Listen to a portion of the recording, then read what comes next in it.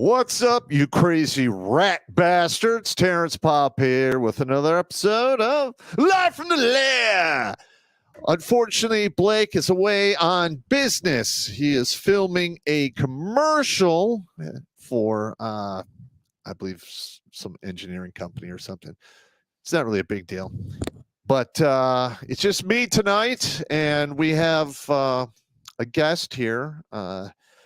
I call him Operator 6. I've known him since roughly 2007 when he basically went through his divorce nightmare, and I let him come live at my place for a while to get him squared away. And we started the nonprofit, and he's been on the board pretty much the entire time as either a secretary or board member. And and another one of his nicknames, because I give everyone a nickname, is Battle Dwarf. So we'll get him on the camera here in a minute. Oh, there he is, right there. Disregard his gravitationally challenged ass. He's retired. I'm short. Deal with it. And we also have the Red Pill Rhino on station.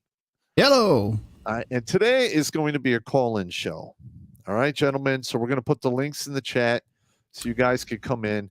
And the subject we're going to be covering is the horror stories of either breakups or divorce. You can include losing kids, whatever in this, because this is basically a show. We're going to tell our real world horror stories of what happened to us. So the younger guys who watch this show won't follow in our footsteps for this. And I won't have to fucking bury them, because I'm tired of burying guys killing themselves because of failed relationships, divorces, lost children, what have you. You literally can avoid all of that if you never get married and don't have kids. There's nothing they can do. They can't touch you. The minute you sign that piece of paper called a marriage license, you are opting to give up half of your shit based on 3 magic words. I'm not happy. Lose your children, which is exceptionally painful, and or half of your income or more if you get tagged. To have to pay Alice isn't horny anymore money, which we call alimony. But it's killing dudes out there wholesale. It really is. I mean, the system made me homeless. Yeah, same. Same with him. Same. So we'll start off with my story. I'll tell you the deal. And you guys out there who are watching can come up with your own stories. Is the link sent out? Yeah, I'm working on that right now. And if you do want to call in, let me, actually, it might be faster if I just tell you. So if you decide you want to call in, just make sure if you're watching on this on YouTube, MGTOW, Rumble, wherever, make sure it's muted. Because when you come in backstage, you'll be able to hear it in StreamYard here. So just make sure you mute or preferably close down any stream running the show live so there's not an echo. I'll get you backstage to hang out. It's going to be a few minutes, but just hang out back there. I'm going to post the links now into all the different platforms, and we'll get you guys back there. There is a limited space, I believe, of 10 total. So if you're not able to get in, stand by. Once we get the guys through, we'll rotate you in. But yeah, I'm going to get those links up now. All right. So here's the deal. All right. So I met my ex-wife when I was roughly 29-ish, and she was 26, 27-ish. Could be off by a little bit, but it is what it is. There's a whole bunch of red flags that I literally was ill-equipped to, spot and, wave myself off from the craziness. And, she was, and they're all there. All right. She was a redhead, big tits. She was in a sorority. She was a nurse. I heard about some of the craziness that she was involved in. Like a blue pill simp. I was like, well, everyone's got a past. It's not a big deal. Okay. Don't do that. I shook the whore tree and expected a wife to fall out. Do not do that. For you military. How dare you? All right, so marry her. Everything's good to go. We have our first kid, like 2 years ish into the mirage. The second, was born. I came home on leave from Iraq for the second child, and went back. When about a month later, I got blown up, and then by October, I was medevaced. Now, I got the Langstuhl, Germany. I had a minor stroke, a TBI, a bunch of pinpoint hemorrhaging in my thinking meat, and I was having all kinds of problems. All right. I went from being like the top tier alpha guy to a broken, like, just piece of shit, I guess, in her eyes. And it's very common Men who get hurt, lose their jobs, or go through any kind of turmoil, if they're married, more than likely they're going to get divorced because the women of the West have absolutely no fucking loyalty. We'll just put it there. All right. So I thought everything was hunky dory, roughly 2004, 2005. 2006 is when I started to actually have the mental fog start to clear. It was really bad in the beginning. And then one day towards the end of 06, I woke up one morning and everything was back. I literally had my perception. There wasn't any more brain fog. But then I had that gut feeling that something, just wasn't right. And, I'm an evil genius. And I started some espionage. I found out some stuff. And I remember I went to drill in Chicago with 20th Group. I was having these, let's just say my ESP pangs of some craziness. And, there was some weird stuff that my now ex-wife is doing. And I went and talked to the team daddy. And I'm like, hey, man, I think my wife is stepping out on me. This is so common in the military. He didn't even oh, I'm so sorry. Oh, my God. He's like, all right, come with me. I literally follow him to the supply shop. I signed for I think it was between $400,000 and $600,000 of cutting edge surveillance gear, to include a fob that you can put on the vehicle and DOD satellite time to track her in real time from space. Wow. I went. Oh, they gave me all the stuff. I started using it, and about a month later, ish, maybe 3 weeks, I had all the goods. I had a few intercepted cell phone calls. I had one of those fancy gadgets with the laser and the ear thing, and you point it at a window and you can hear all the shit that's going on. I had a couple recordings of that. And of course, I had the satellite imagery of the car that it was in my name. She was driving our Astro minivan. I know it's gay, but it is what it is. And here's the funny thing. I could only really use the satellite imagery in court because, I had to produce a receipt. I went out and bought a little GPS thing, land, sea, and sky. That's the only thing I could use as evidence. I couldn't use the other stuff because I'd have to explain where it came from and people would get very upset. So we didn't do that. So the day of the confrontation, I show her all the shit. She pleads the fifth, and 3 days later, I literally had my attorney file for divorce because I had an attorney on retainer during that surveillance time, just in case I was proved right, which I was. So there was no hesitation.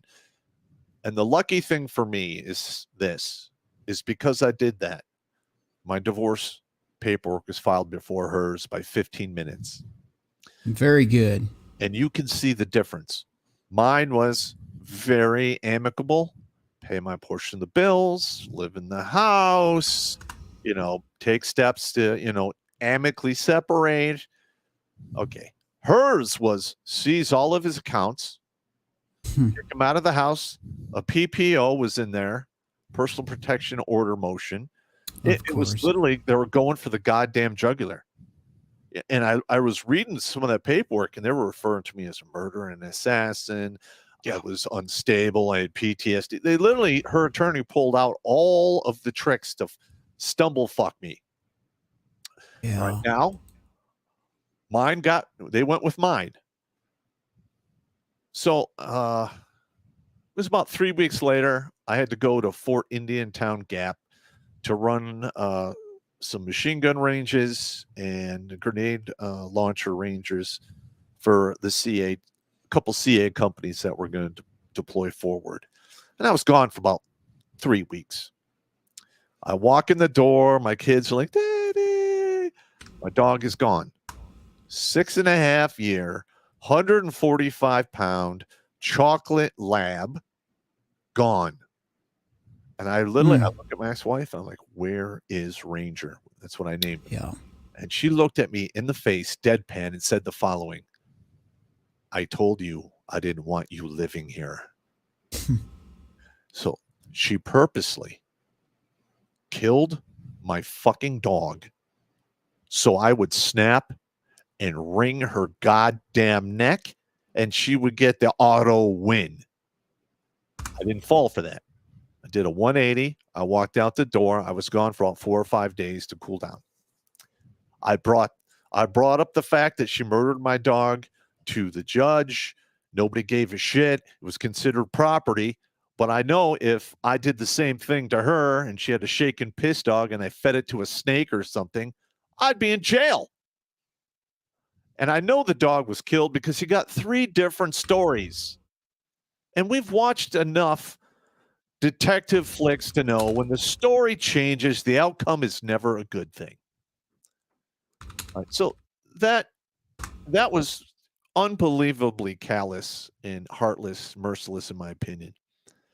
But the thing that amazed me is I was married to this woman, and literally she flipped her switch and was capable of killing my dog. And the system is rigged for women, which I at the time I didn't really believe until I saw it for myself. I went through the whole process, and by the end, I literally was in the same place I would have been if she would have filed her paperwork. I was still fucking homeless because they picked a number out of their fucking head based on an income I made 3 years prior that I was going to pay child support on. It was like $1,250 fucking bucks a month.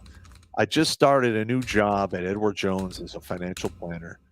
I was there for about 11 months. I couldn't afford to stay. I had to go back in the service so I could pay the child support and still be able to eat and live. All right. Now, towards, during the divorce, she sent an email, and we'll have Steve here read it in a moment. But virtually everything in that email that she sent me has come true today. I've lost my kids. I've literally lost everything. I have no family other than my mother, who's very old and more than likely going to pass away soon. All right. My ex-wife, even to this day, has ruined that portion of my fucking life. And there's nothing I could do about it. I just have to take the L. All right. I did a whole show on how to take the L. I'm following my own advice. It is what it is. All right, Steve, can you read that letter so everyone can know don't show it on the screen though. Just read it. All right. Don't need to show it on the screen. Yeah. It's not showing on the screen. From the woman. Well, as basic as I can put it, I am going to fight you at every turn. I will use whatever tricks necessary to get custody of my children. I cannot believe you brought up my car accident with the Mustang. I also can't believe you brought up the whole swinging thing. How dare you bring up my personal life? As I told you in February, it is no business of concern of yours what I do. As far as any relationship you're wishing to have with your children, consider it gone. You will have to drag me into court 3 to 4 times every time I deny you parenting time. You should have just laid down and given me what I wanted. Now, after this is all done, so are you. Your mother, your sister, and your whole side of the family is done also. There is nothing you can do about it. All the balls are in my court, in fact. As a woman, I own the whole game. Consider this as a warning. Give me what I want, and I won't have to destroy you. I won't have to destroy your reputation and you so-called career. Yep. Good Lord. There it is. There it is. I stumbled reading some of that because at one point I get the whole with the kids thing. Mm-hmm. I'm the same way with my daughter, and I got angry right there. That was me stumbling while I was done. Yeah, you're doing the emotional juggle. Right. Got it. Yes. Yeah. All right. So, gentlemen, the reason I'm doing this and telling you all of this shit is because during the 33 years I served, I fucking buried so many dudes that should not have been buried. A lot of them were from suicide or deaths that were very suspicious, but there was no note, so it wasn't labeled as suicide. On top of that, you had the illnesses, the injuries, the KIAs, stuff like that. Retired guys. And some of those guys were suicides as well. And after my divorce was final and I started doing the research, I realized, now this is anecdotal because the sample size isn't big enough. But from my research, 70% of the veteran suicides, all of that 70% had contact with divorce court or family court within 7 years prior to their death. All right. There's a reason the male suicide rate is off the fucking hook. And there's a reason why so many men are homeless. And the number one reason is the communist bullshit that you get in family court. They don't even follow the fucking Constitution, and they have in decades. Somebody just said premenstrual witchcraft. Wow, that's a pretty accurate I description. got to write that down. Premenstrual witchcraft. Yeah, I'd say that's pretty accurate. All right, Steve, go on with your story. I will. I just want to say real fast. Hey, everybody. Thanks for having me on the show. And we are watching all of the chats and everything. We just can't keep up with all of them all the time. Well, the super but chats. We are watching. We do watch the super chats. Yeah. We'll read the super chats. Yeah, I've got eyes on everything. I'm quiet because I'm monitoring 3 screens here, so I'm just making sure. Yeah, that's why my hand is over here. I'm watching the chat screens too. Yeah, you got it. If you're new to the channel, I mean, we're already up to 536 men saved from suicide. Yeah. Via their own words. And for the past year and a half, we've been reading every single one on the air. Yeah. And we're at 536. So, and we got 4 in December last year. So between December and the end of November, we're roughly sitting at 40 guys. We'll do a show on the stats one of these days. The stats that we pulled in 2017. Do you remember that? Yeah, we'll do a show on that. Yeah. Because when I went to high school with Steve, Battle there, and somebody had called me and said, "Hey, man, this guy's really in a bad way. He's fucked up." He told me the deal. I went, met him face to face. He told me his story. I'm like, "All right, fuck it. You're living with me," and that was it. Oh yeah, that's what happened. That's exactly what fucking happened. Yep. That's exactly what happened. All righty then. So here's what happened to me. I was in the military like Popp. Popp was a ranger in a Green Beret. 우선 제가 그 특전사 요원 민사과. Sorry, switched languages on you there. My bad. I was a cryptolinguist. I was a cryptolinguist for special warfare, and I ran the operations shop for 8th Army Civil Affairs, which is the command in Korea over there because of my level of fluency.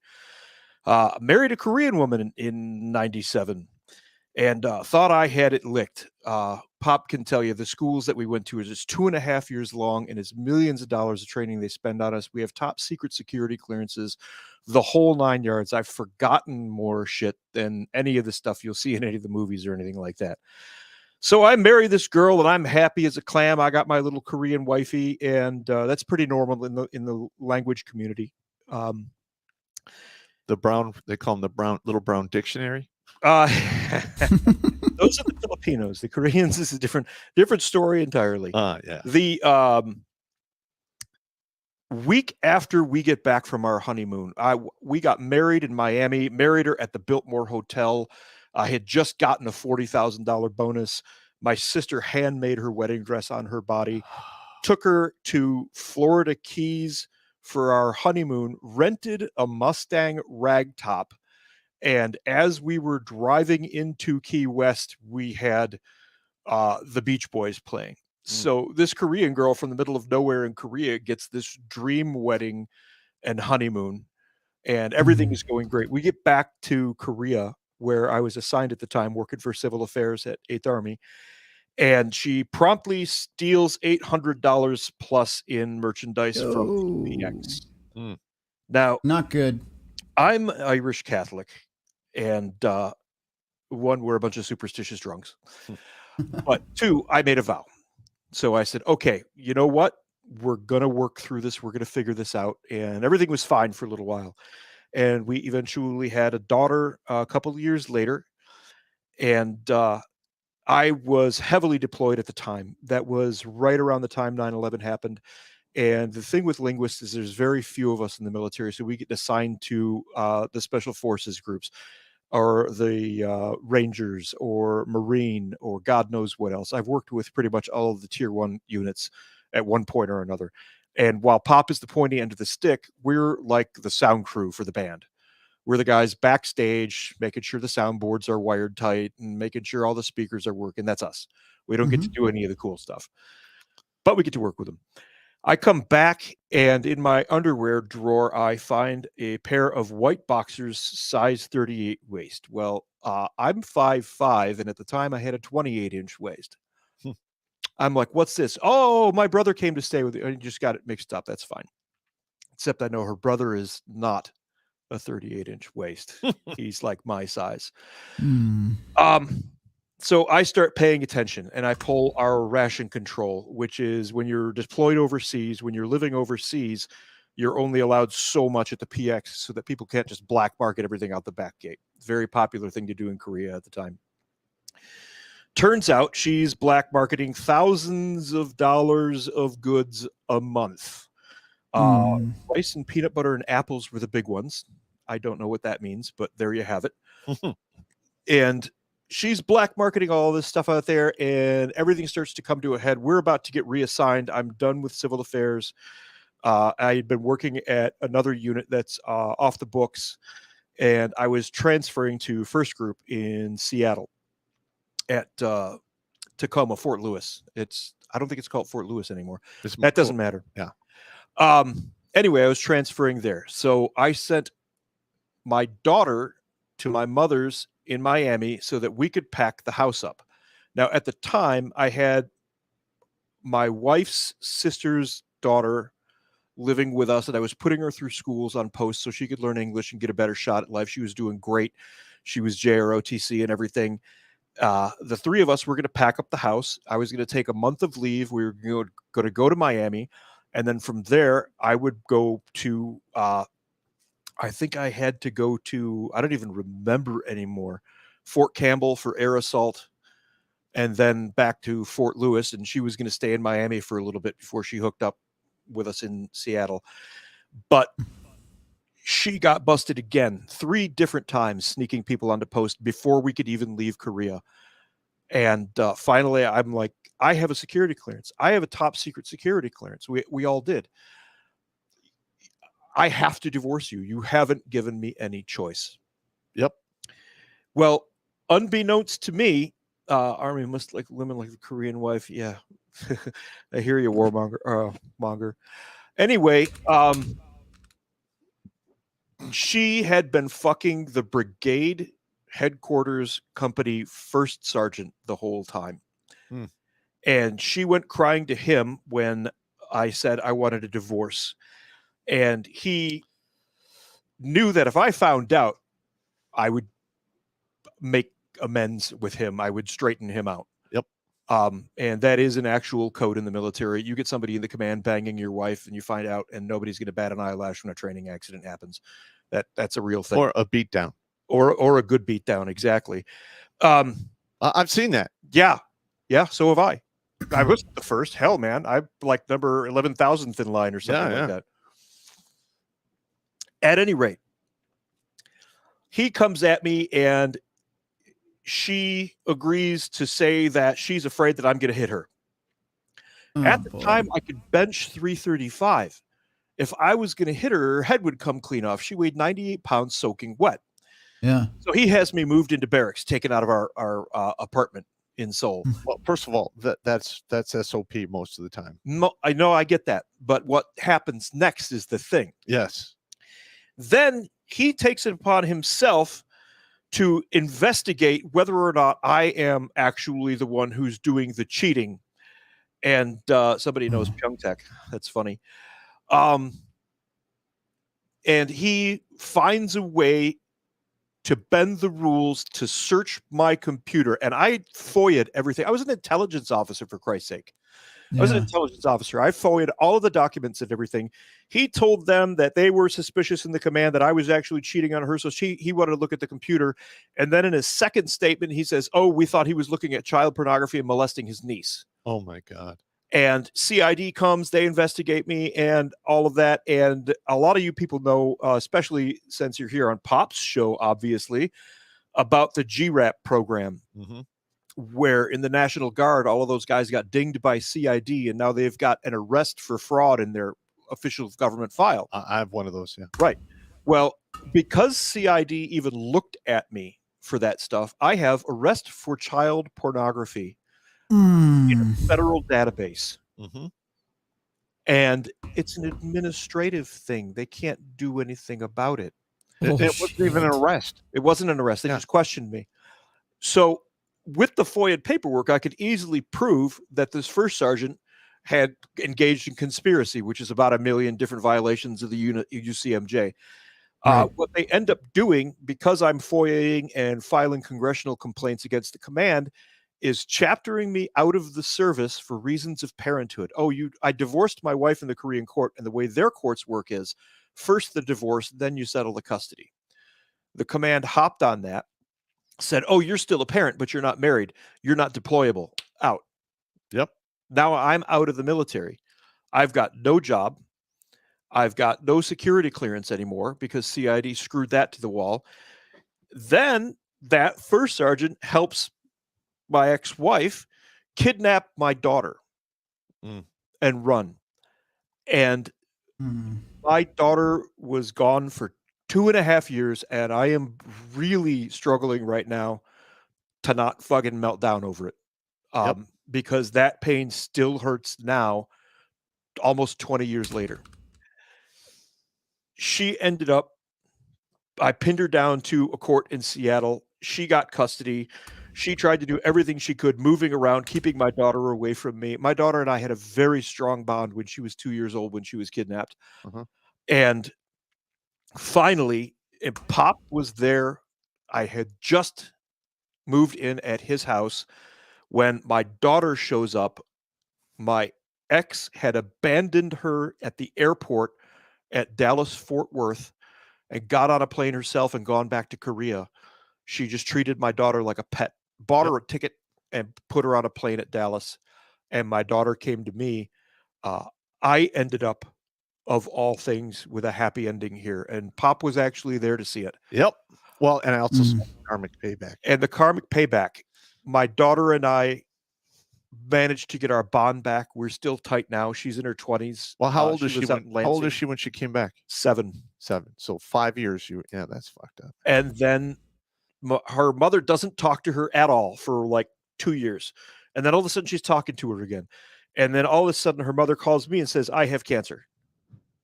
I said, well, you need to come see your daughter. You need to come see your daughter. You need to create somewhere for her to be with you, because you're going to die. You know you're going to die.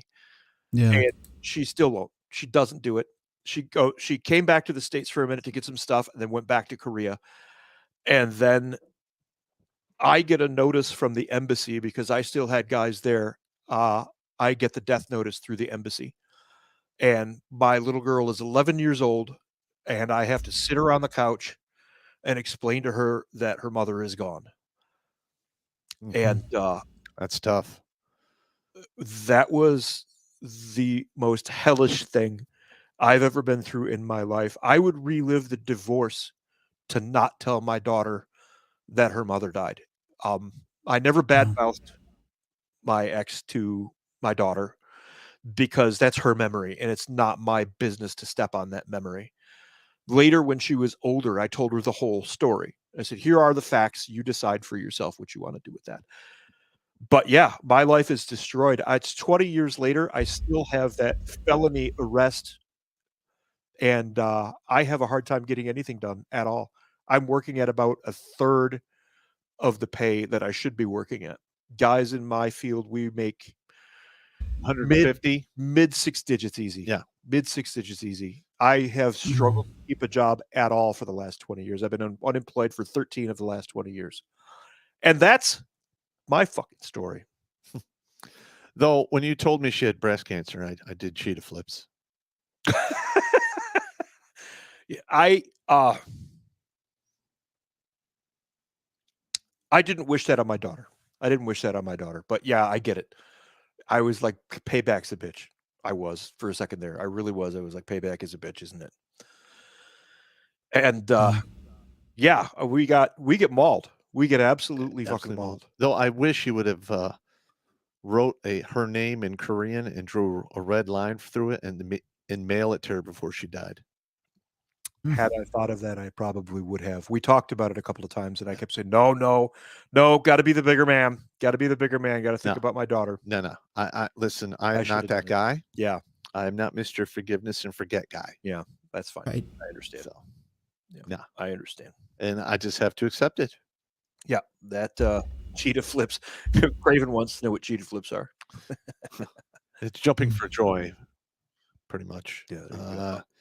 Yeah, when you told me that story, I was like, "Oh my god, what an evil fucking cunt!" I got mauled. We are $3 million machines. The Army spent $3 million in 2.5 years making us, and I got torched because a brigade headquarters first sergeant wanted a piece of my pie. Mm-hmm.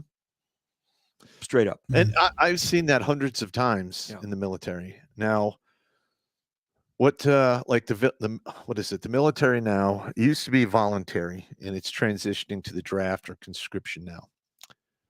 All right. Now, while the voluntary military was going on, most of the people who enlisted were from families of veterans.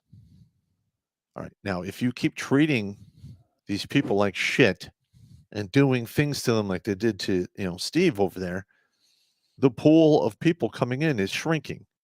And I am not shocked that they're missing their recruiting goals by up between 15 and 25%, depending upon the branch. And I've seen similar stories. And I have a couple more that I saw when I was a first sergeant. You have any red pill or? Yeah, I mean, nothing as bad. Yeah, I'll jump in really quick. One of the ones I've only talked about very seldomly, I talked about on Mando's channel, MGTOW Mando. It's a pretty fucked up one. That's why I usually don't talk about it. So I dated a girl. God, I don't even know where to start. I dated a girl years ago. Okay, everybody can just look at me and say you're an idiot now. I'm fine with that. But I dated a girl when she had kids on the way, okay? Stupid mistake. But at that time, it's exactly what you say. She's different and she loves me. It came down to it. It was like, I was going through some stupid crap in my life, and I really wasn't thinking straight. And this one kept hounding me, wanted my attention. And eventually I gave in. I think she was looking for a sucker to take care of the kids and whatever. And, it is what it is. So I made that mistake. And this woman, I eventually moved in with her. I was living in an RV at the time, and I had no problem with it. Matter of fact, I probably would still be in an RV if it wasn't for all the crap I have, because living in an RV is much simpler. And you can move whenever you want. You don't like your neighbors, you pack up. But anyway, I eventually moved in with her, and it wasn't too long before the crazy started coming out. And at one point, I had said to her, I'm like, hey, I don't think I want to do this anymore. I think I need to get out of here. Like, end it. And this woman proceeds to immediately, without warning, to slam her head into the hallway wall, denting the hallway, not just once, repeatedly, and then says, if you try to leave me, I'll say you did this. I shit you not. Ooh, Yeah. the old So- session routine. Nice. Ooh. Yeah. So, I stayed because, quite frankly, at the time I had just moved everything in, just settled down, and I'm like, well, it's going to take me a minute to unfuck this situation. I'm not sure where to start now that that's been put on the table.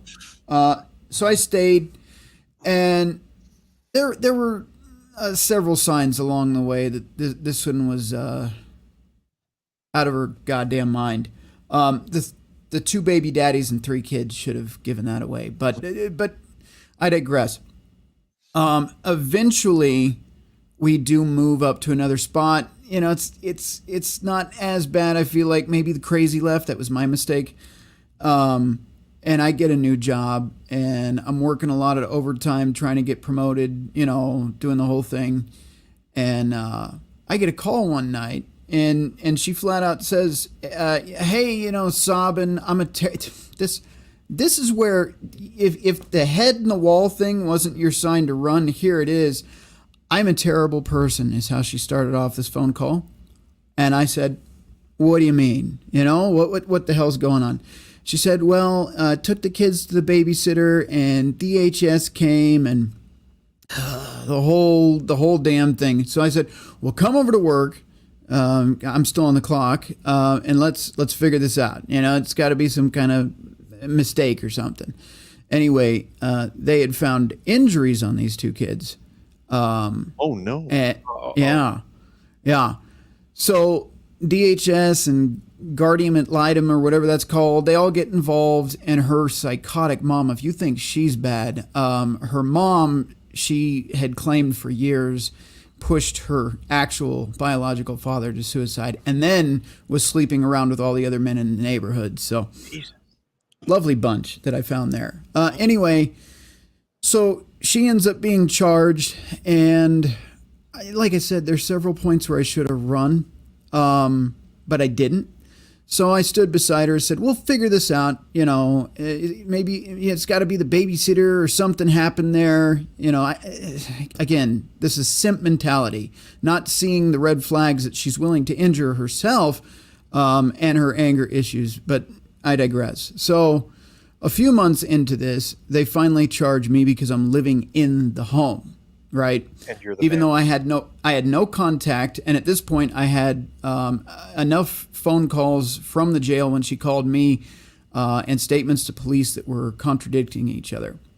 So fast forward, I did have to fight this for almost 2 years, and it was a bad time. A lot of alcohol involved in that because I'm facing something that, you know, nobody ever wants to face, and I'm like, fuck, man, you know, because I'm in the same home, so automatically they're looking at me, and I couldn't afford a real attorney, so it was a public defender. She said, look, I see this clear as day, but this is an emotional case. Even though we can say you're not involved, we can ping your cell phone to when you were at work and all of this good stuff, it doesn't matter. They're going to get a jury emotionally charged. You're a man. She's a woman. You're taller. She's shorter. She could have never done this to her own children. And so I recommend you take a deal. And I said, no, this doesn't have it does have a happy ending, but it doesn't. So I said, no, absolutely not. That's actually how my number got on the board, because I was going through all this, and I won't get into details here, but I was tossing a coin in a driveway, and I'll just leave it at that. I understand. I've been there. Yeah. So, because I'm like, dude, this, I'm in the twilight zone. This is absolute nightmare fuel.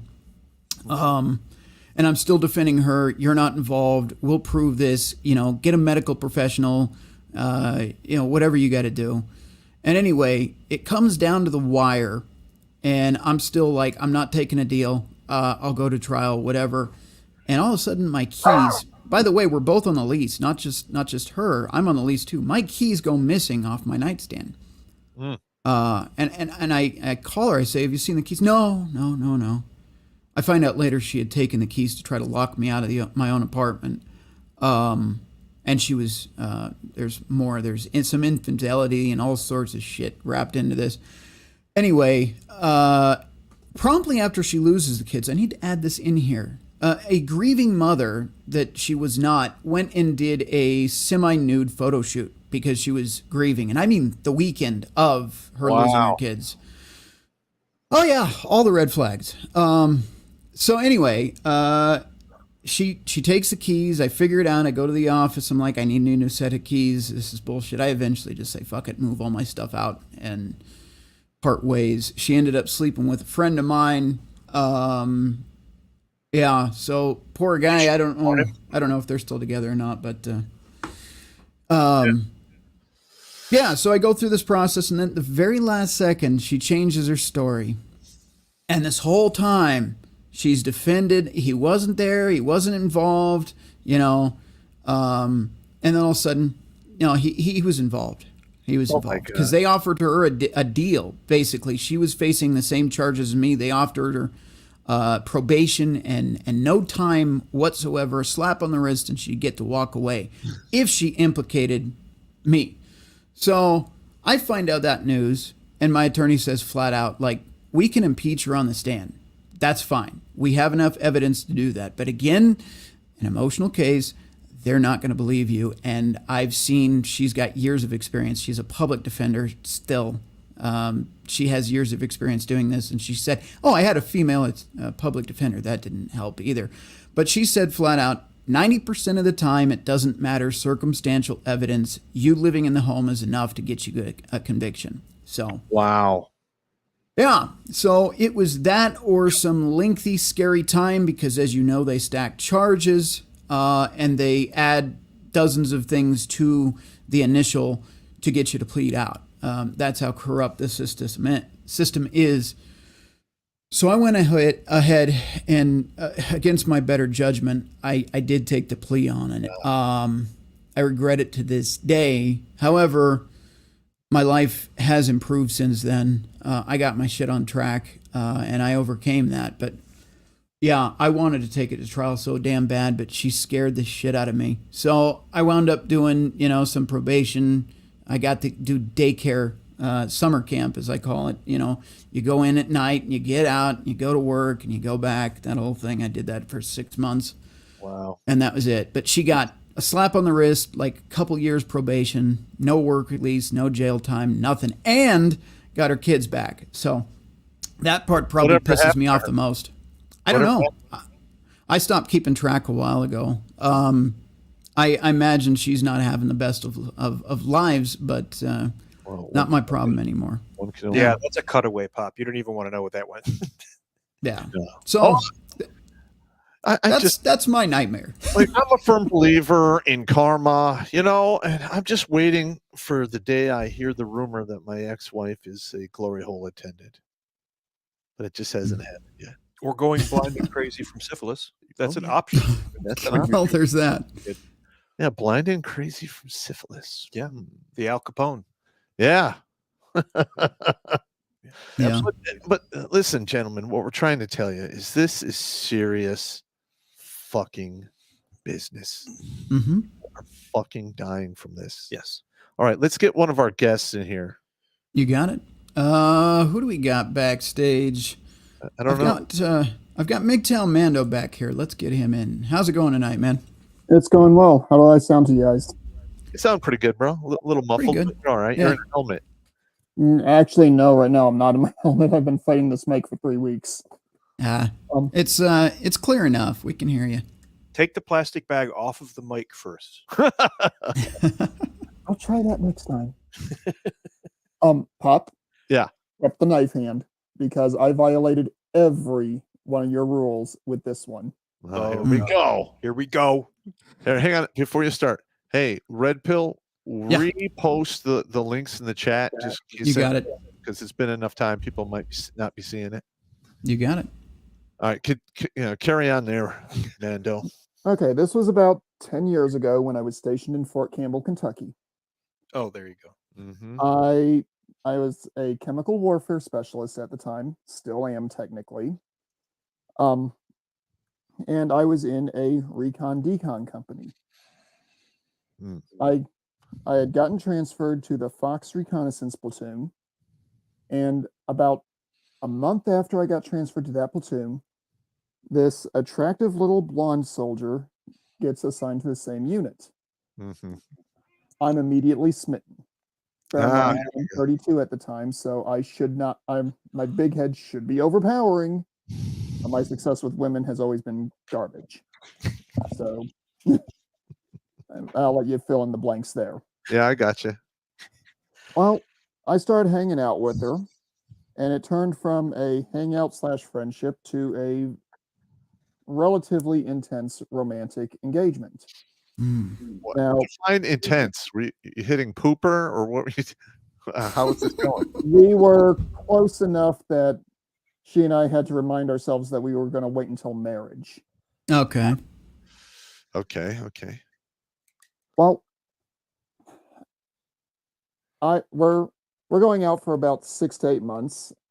I'm at the school for the Fox Recon vehicle, Uh huh. and she stops contact. Just completely stops. We used to text every morning when Mhm. one of us or the other was away. Nothing. Used to have long phone calls. Nothing. I'm scared out of my mind that something's happened to her. No one at my unit's telling me shiza. I probably set a land speed record driving from Fort Leonard Wood back to Fort Campbell at the end of the class because I'm thinking, oh my goodness, something's gone wrong. They don't want to tell me because they're afraid I'm going to foobar something at the class. I get back, and my, at the time, best friend in the unit meets me at the barracks. And he's like, dude, go the long way around. I'll explain when we get back. I'll get you into your barracks. All right. Oh God. Well, I go the long way around the building, and he basically tells me that she wants absolutely nothing to do with me. She hasn't filed any kind of complaints, but if I don't watch my P's and Q's around her, I could have my career torpedoed because I was Here we dating a go. girl in my unit. Okay. And I'm like, okay, great.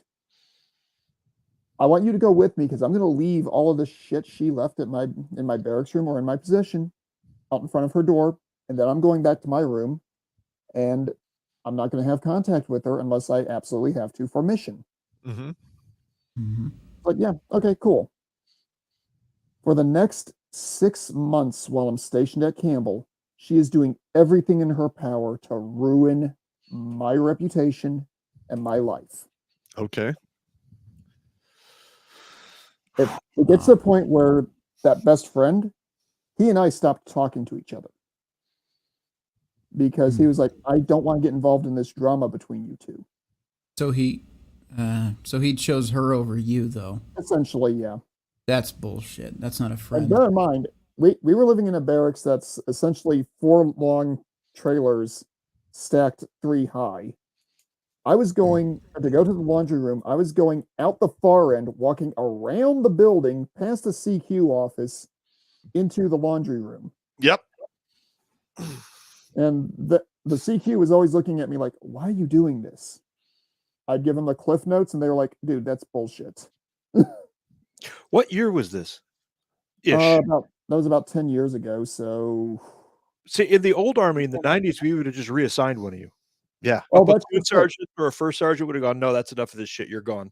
Oh, It's that's called just it. rehabilitative transfer. Yep, exactly. I actually called branch management about a month into this nonsense and told them, look, I don't care where you send me. I don't care if there's a deployment involved. It doesn't matter. I need off this post now. Yeah, that's bad NCOs. I'm sorry you had bad NCOs, man. Well, unfortunately, there's a lot of bad NCOs out there. Oh, okay. They get promoted too quick. You bring that up. I'm going to go ahead and say this, even though it's not directly related to the story. Rhino's heard this before in backstage conversations. Every mother-loving time I went out to try to get a date, Yeah. from the time I was stationed on Fort Hood until the time I was stationed on Campbell, I would get a phone call as I was prepped and walking out the barracks door to go pick up drunks. Yeah. Because I don't touch alcohol. I had a reputation for being the only single guy in the barracks who didn't drink, so they all assumed I had no life. Uh huh. You got party patrolled. Nice. So every mother-loving time, I got cock-blocked by my own leadership. And what did we learn here, Mando? Well, one, never date somebody in the same unit that I'm in, which I've Yeah. translated to never date somebody that I'm working with, even if they are in a different Never date department. a fellow service member, period. Number two, when a woman's involved, don't even trust your best friend because they will burn you as fast as they possibly can. Yep. Uh-huh. And number three, you'll probably like this one, Popp. I gained my NCO spine during this whole nonsense. All right. There, about 2 months before my PCS went through, she and I both volunteered for a major event off post. I didn't know she had volunteered. Otherwise, I would have stayed as far away from it as possible because I was doing everything I could to keep her happy at the unit. Stupid me. Mm-hmm. Well, she is asking where this event's going on because she did not pay attention in the briefings. She never did. I look at her and go, "Hey, it's up the road to the left. It's at this and this building." She's ignoring me. Well, I switch over to, instead of specialist, my last name mode, and I go into my best version of a drill sergeant voice, which now every time I have to give instructions and people are ignoring it, I do this. And everyone in the bay stopped what they were doing, turned and looked because they'd never heard me speak that assertively. Mm-hmm. Like, specialist so-and-so, turn around, look at me, and listen to what I'm telling you. Get your pen and paper out, write this down, and beat feet. I am telling you exactly where you need to go. Nice. There you go. The first sergeant is looking at me from upstairs and goes, "I can't exactly agree with how you did that, but you finally got your fucking spine." Nice. Yeah. Heck yeah. Yes. Hmm. I like it. I finally got my PCS orders about a week after that, get the process going. Mm-hmm. And had I not gotten out of there when I did, I would have been reassigned to her platoon. Oh, fuck Mm. that. Yeah, that wouldn't work well. Like I said, Yeah. you want to make me, Popp? I What? fully accept it. All right. So what you don't know what happened to her, did you? Did you lose track of her? Every once in a while, I troll her Facebook just to see if there's any new information. And the last thing I saw was from like 6 years ago.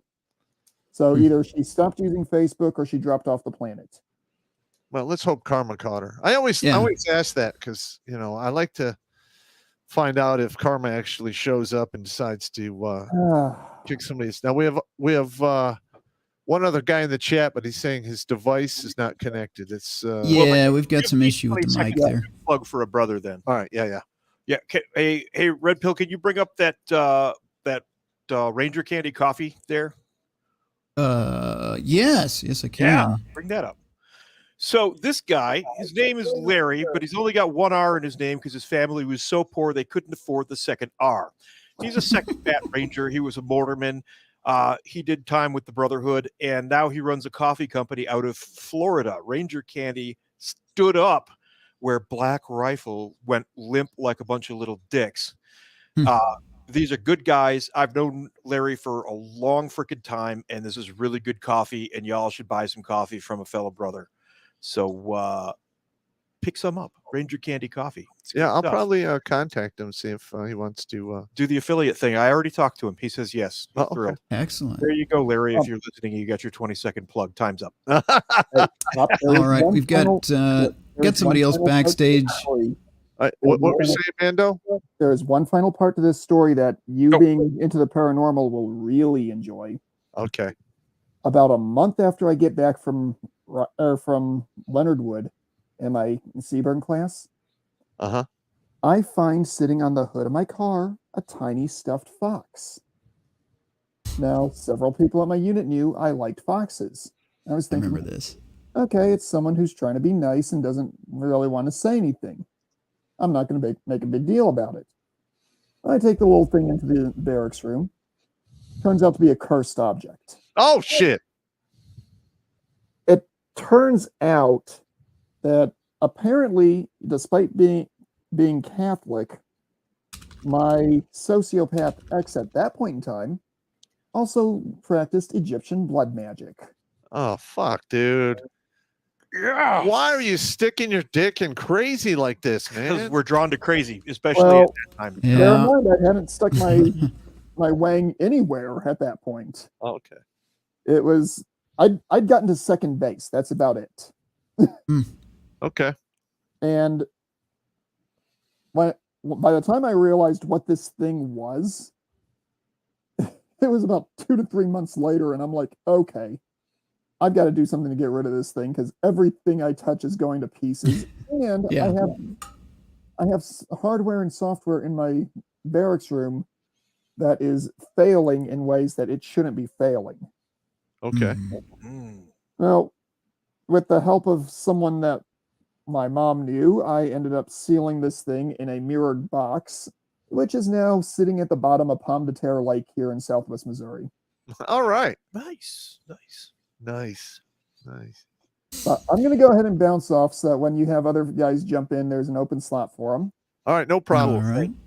But thanks for Thank letting me on, sir. All right. We had. All right, we got a Rumble chat here from Knote for $2. He sent an email over, so I'll read that really quick. all right. Missed last week's stream. Had to carry 99% of Thanksgiving prep. Good to see canned goods I sent made intact. I packed it well enough in my 200 that I packed it well enough my 200-pound ass could stand on it. But you never can put it past those Kuwantahas at the post office. No, you can't. Yeah. I started growing my own food once I learned about GMOs and doubled down on the beer flu, raised food prices. Canning that food just became a logical next step. Everything I sent is homegrown, except the asparagus is In the farm Dungeon stand. Crab. Yeah, and the crab I caught myself. Anyways, let me know how everything tastes. Oh, and the crab will have a very lemony flavor. Needed something acidic to safely can it so it wouldn't mess it up. You have canned Yeah. crab? Yeah. Oh. I'll show There you go. Thank you, man. And then we had another guy in the back room. We dropped off. Yeah, we're having trouble with his mic getting set up. There's some kind of issue with getting the mic to work on there. Yeah. Look, listen, gentlemen. Now's your time. If you want to, get some negative energy off your chest for some bad shit that happened, to tell your story, man. Mhm. Tell your story. Yeah, reach out. Come on, hop in. The water's fine. Yeah, it's just fine. Now, And stop sticking your dick in crazy. Well, yeah, Yeah. Yeah. 33 years. I can't tell you how many times I've had a new soldier or a soldier in my unit show up at my desk. Hey, I saw Popp. I'm getting married. You are? Huh? Where'd you meet this wonderful woman at? I met her at Peepers. I love her. And she's different. She loves me. Or I met her outside the barracks. Okay. Right after her cock salad. Right. It's hard to keep a straight face. Yeah. All right. We got the straight. All right. All right. So explain to you again. Where'd you meet this girl? Outside outside the barracks.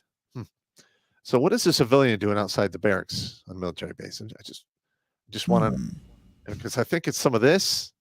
The more contact going on, that's it. And you're going to marry this woman? Let me write down several attorneys' numbers in the top of your initial counseling. Oh, God. Hey, kid, have you been to Paris? Have you ever seen the Eiffel Tower? Let me take you to the barracks and show you. Hey, they got LIBOR on. All right. Let me get him in. He doesn't have an avatar set, but we can get him in here. Check to make sure your YouTube or whatever you're streaming on is muted. I'm going to add you to the stage now. All right. Is that LIBOR? Yep. Tell your story, man. I actually have two. I Okay. have one where you cheated on me with a priest, What? and I have another one that took my dog. I got to hear that one first, man. Yeah, that one's definitely the headliner. Wow. Priest. All right. Okay. this was my first girlfriend. And, well, she kind of screwed me over and everything. And I was a couple towns away that lived. I was in high school. When I went home, she went out to play. And one of my good friends in high school, his cousin was a priest. And I found out later that she went down to his parish, or whatever the hell it called, and screwed around with him. Hmm. I mean, there's not much I can, other than that I can say, but she ended up having her mother and police come to my house, take a few things. What Then, was she living with you or something? what was that? Was she living with you? No, I was too young and everything like that. I was still living with my parents. All right, why would the police come to your house? What? Why she came and took things from my house?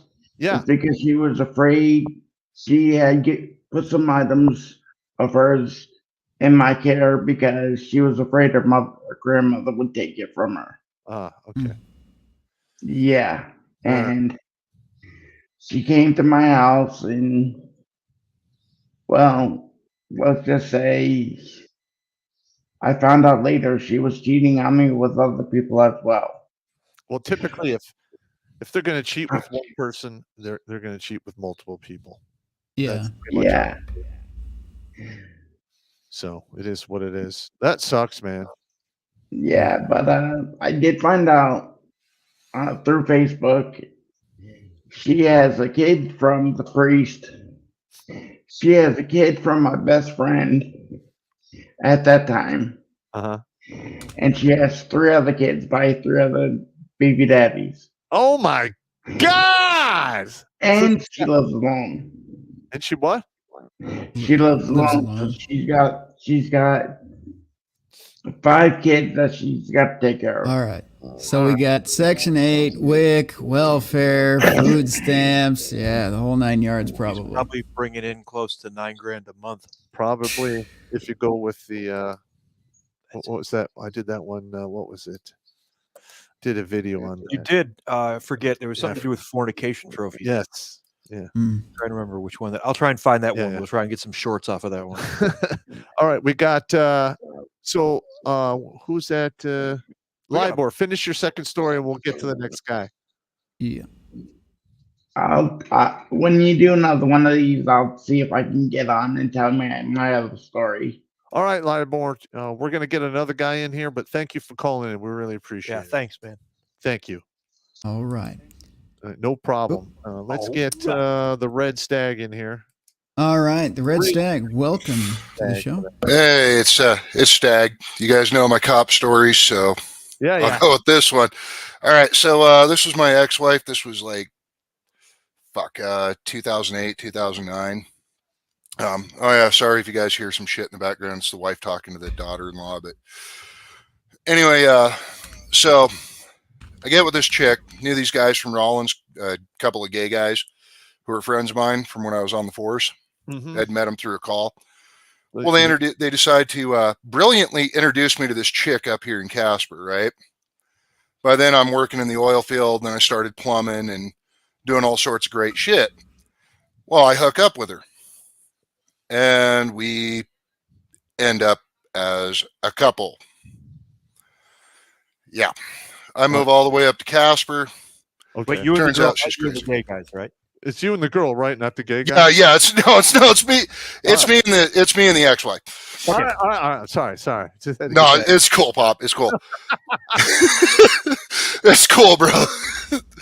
So I move up here. We get settled in. We're living in Casper. You know, things are going great. And all of a sudden, we start fighting because I don't know. My mom had pissed her off or some shit. I don't know what the fuck it was about. My dad had somehow pissed her off. My sister had offended her because my sister fucking hated her, but, you know, whatever. So Ugh. I lose my plumbing job because of her. Mhm. Move back to my parents' house in Saratoga. Move in with them. My sister's in Pennsylvania. My sister's like, yeah, I fucking hated the cunt. Well, yeah, shit. Did I lose you guys? No, you're still here. No, you're still here. Okay. So, our relationship was a lot like Forrest and Jenny. You know, I was fucking retarded and she was a fucking slut. Sounds about right. Yeah. Not to mention she was 10 years older than me at the time. How old were you at the time? 25? All right. She was you're- 35? Oh. Yeah. No, man! What's wrong with you? All right. Continue on. Yeah. Well, it probably was that taser I took to the fucking thigh, but anyway. One to the balls. Probably that too. So my happy ass gets convinced to come back. Well, then we fight again and things go on, and then I leave, go stay with our gay friends. They're like, dude, what the fuck? Like, one of them, the dude that introduced us, is like, all right, bro, I'm gonna take you to the titty club and we're gonna have a talk. Mm-hmm. Well, I was more interested in the titty club than fucking having the talk, so whatever. We go. I get a bunch of strippers, or he pays for all the strippers, and he's like, you got to leave her, man. I know I fucked up like your brother, you know, and I fucking convinced you to hook up with her, but you got to leave her. And I'm like, no, I'm good. A couple weeks go by. I'm working at, well, they're closed now, so fuck them, but it was Tormont Energy Services. We built natural gas compressors. Okay. Well, she was always taking my fucking paychecks. Like, there's always a house improvement or fucking groceries or bills or some bullshit. So like a $3,500 paycheck would just vanish. Mm-hmm.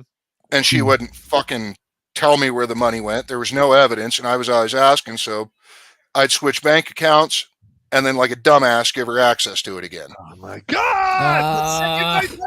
What the fuck? Right, let me get that. Damn it. I missed the opportunity twice. There you go. I know. Well, anyway, so shit goes on. Mm-hmm. And one night I come home and I crack a beer, and she'd been calling me a fucking alcoholic. And I'm like, bitch, I'm not drinking as much as I was at the fucking police department. Just leave me the fuck alone. Let me have a beer.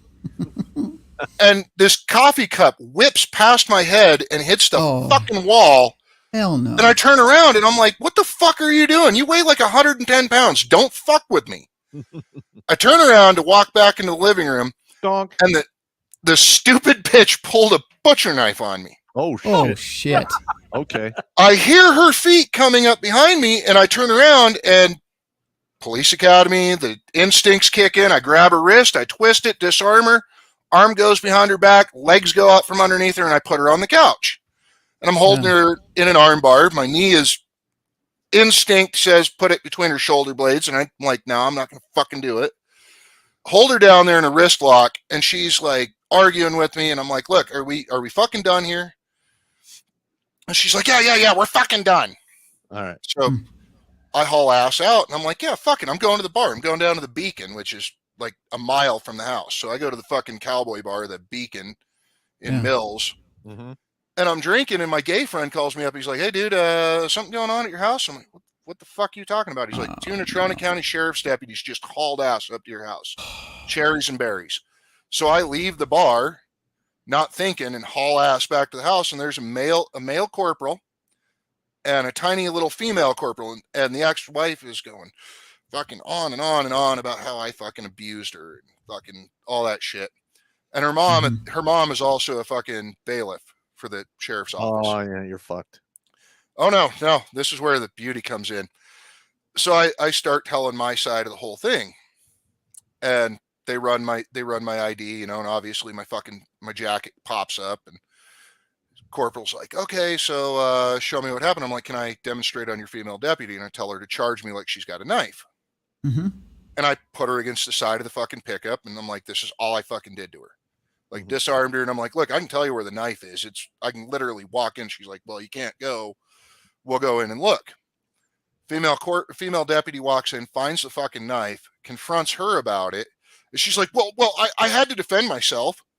There you go. It doesn't work The in corp- reverse, though. she finds the shattered coffee mug in the living room too, and she's like, "Well, so he says you threw this coffee mug, and what the fuck was this about?" She's like, "Well, Yep. Mm-hmm. There you go. So the corporal looks at me and he's like, "Hey, look, bro, I'm gonna give you some advice. Pack your shit, get the fuck out of here tonight." Yeah. I did for about a week. Ah, Knife hand Not number bad. 3. I get it. I know it's coming. Yeah. God damn it, you and Yeah. your dick thinking, you son of a bitch! Ah! All right. Continue going. Oh shit. So she ends up, she turns around and starts yelling about how her mom's a deputy, and they're like, "Your mom's a fucking bailiff, and we fucking hate the dyke bitch." All right. Nice. They look at her and they're like, if we get called back out here again for any little thing tonight, you're going to fucking county. He used to be one of us. We're going to let him fucking slide. Nice. Good deal. So that was towards the end of it, because her next step was I got laid off. And she wanted me to get my car repoed so Yeah. I could pay her fucking bills. And I just booked it back to Saratoga to my folks' house, filled out the paperwork, and was done. And this was after she had decided found out she was pregnant the third time we were separated, and killed the baby, but took the money Jesus. from me to do it. Ah! Well, she killed it after I said I want a fucking paternity test. No, I Wow. got you. I got you. All the same though, that kind of viciousness. Yeah. All right, Wow. Aren't she you was- just amazed at how quick they just flipped their script on us? Yeah. Oh yeah, no, I saw it all the time when I was a cop, like Yeah. every Oh, fucking yeah, I've time. heard stories. Hip has stories like that. Hip Yeah. has a ton of stories. We have a cop friend down in Illinois. Yeah, she's what, operator 9 or something? 11. She's 11. Operator 11. Yeah. No, it's sad when I tell my current wife this shit. My wife is like, "I want to fucking kill the bitch." Like, we had our daughter, and we actually saw the ex at Walmart, and she like started stalking my wife and our daughter, who was an infant, around fucking Walmart. Wow. Yeah. And the wife's Yeah. like, if I wasn't carrying the kiddo, I'd take her out back, and and something might happen to her. Mhm. I just got a text from a buddy who's listening on the sly. He's not in the chats right now. He's listening. He says, "Holy shit, glad I got the crazy out of my life."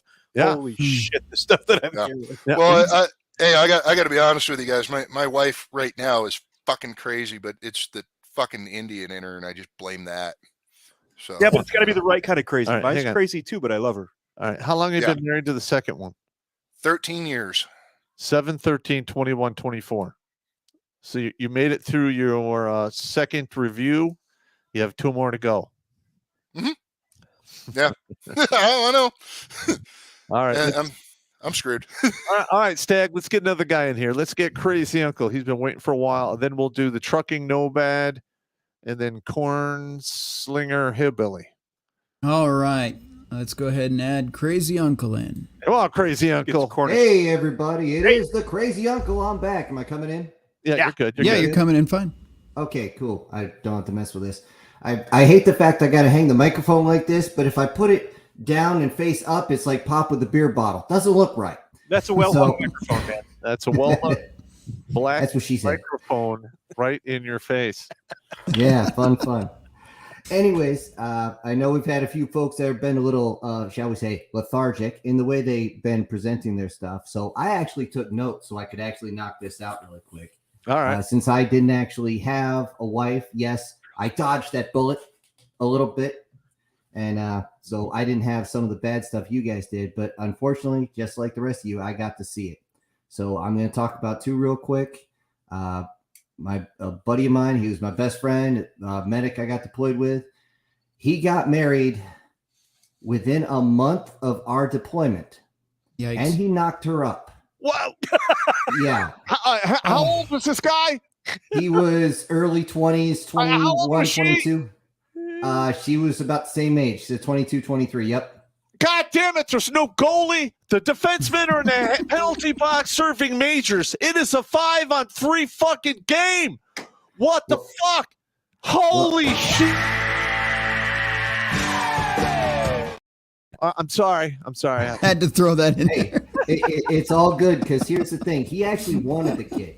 Oh, okay. Although we kept telling him, dude, you're about to get deployed. Don't get married. We know the stats. Don't fucking do it, man. And to this point, he still goes the, dude, you were right, whole shtick. He actually, but here's the kicker. Before we even got a month in Iraq, he was getting phone calls saying, hey, there's no money in your account. He spent like 6 months trying to get all the money in there to try and pay for shit. By the time we got back, the rent had never been paid. Everything's cleared out, including stuff I asked her to watch that was mine. That's about $300 worth of shit. And yeah, the only way we know he got anything back from her is because we went out drinking about maybe 3 or 4 days after we got back. He still doesn't remember this because he was plastered beyond anything. Mm-hmm. And no kidding. It's the only time I've heard this man swear. He sees her cross. I didn't even see her yet. All he hears, you freaking... I'm going to adjust this for YouTube a little bit. You freaking quant! And we're like, what the hell? He never says that. We look over.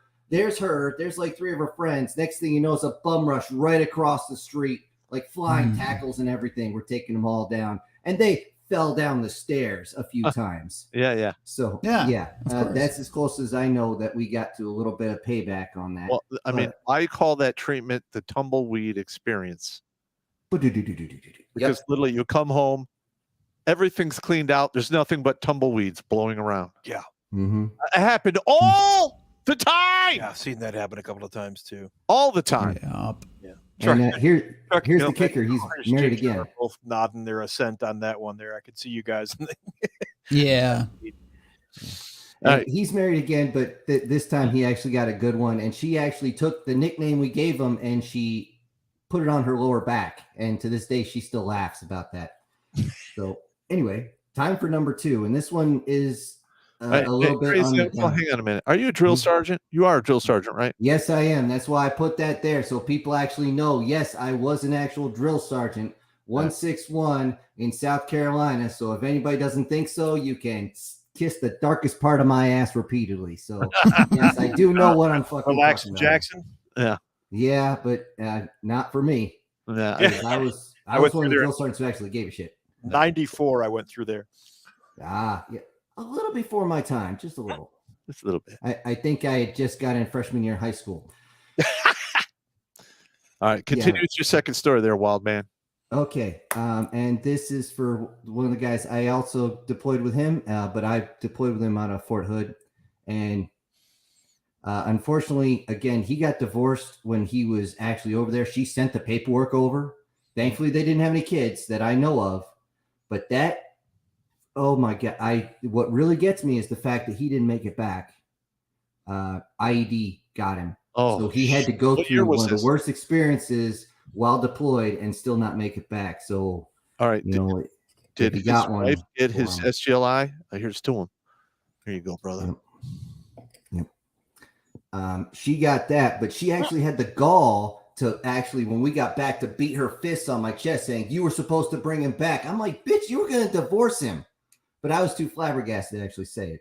Yeah, I got you. But here's the, I wanted to say this because a little bit of paranormal pop for you. All right. Is I'm sure you know about the photos and how sometimes they can tell you something's going to happen. Yeah. Well, we had the whole company together before we deployed. Guess who was missing from that picture? Ooh. Wow. And what's even worse is we actually have a picture of him sleeping in that same Humvee before it happened. And he fell in the exact same spot. I know because I cleaned the blood out of it myself. Wow. So that's fucked up beyond all recognition. That's a rough fucking job to hose out a vehicle when the guy died. Well, he was one of the. Sorry, go ahead. I mean that is just terrible. Mm-hmm. Absolutely, and he was a very liked guy. A lot of people were too distraught to do anything. So, you got to be the rock sometimes and just do the job and just push everything out. You got to be that conditioned sociopath at times. Exactly. There's emotions off, do the job, and then you fall apart later. Yeah, they call it post-traumatic stress disorder. That's what that is right there. Yeah, and I don't drink because I have problems. I have problems because I drink. So I totally got you. All right, let's get Trucking Nomad on there. Okay. Oh, all right. Bye, everybody. Ginger hillbilly. Love the screen name there. Nice beard too, bro. All right. Let's get Nomad. Yeah, how's it going? What's up? Hey. So I'm a vet from back in '84 is when I went in, but I was one of those. I went for the college and career route. I didn't stay in. I said I'm not a lifer in this, mostly because I saw the women that guys were marrying. I'm like, I don't want one of those. So I decided I was going to go home and find my beauty queen.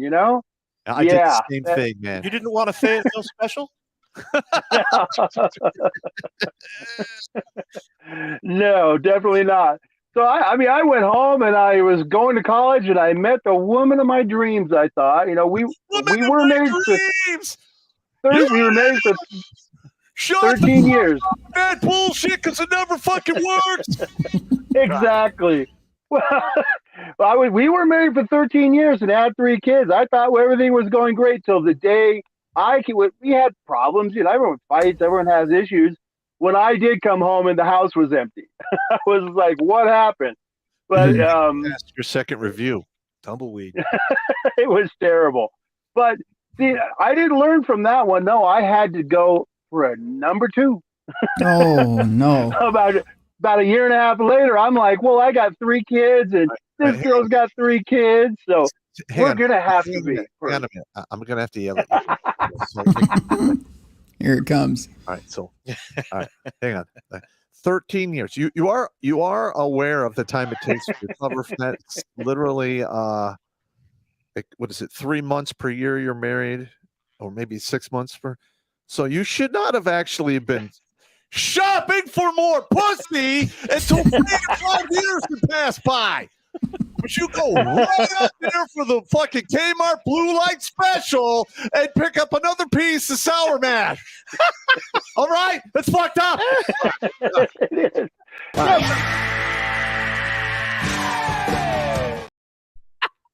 That's But twice. I wanted the Brady Bunch special. I mean, I had 3 kids. She no. had 3 kids.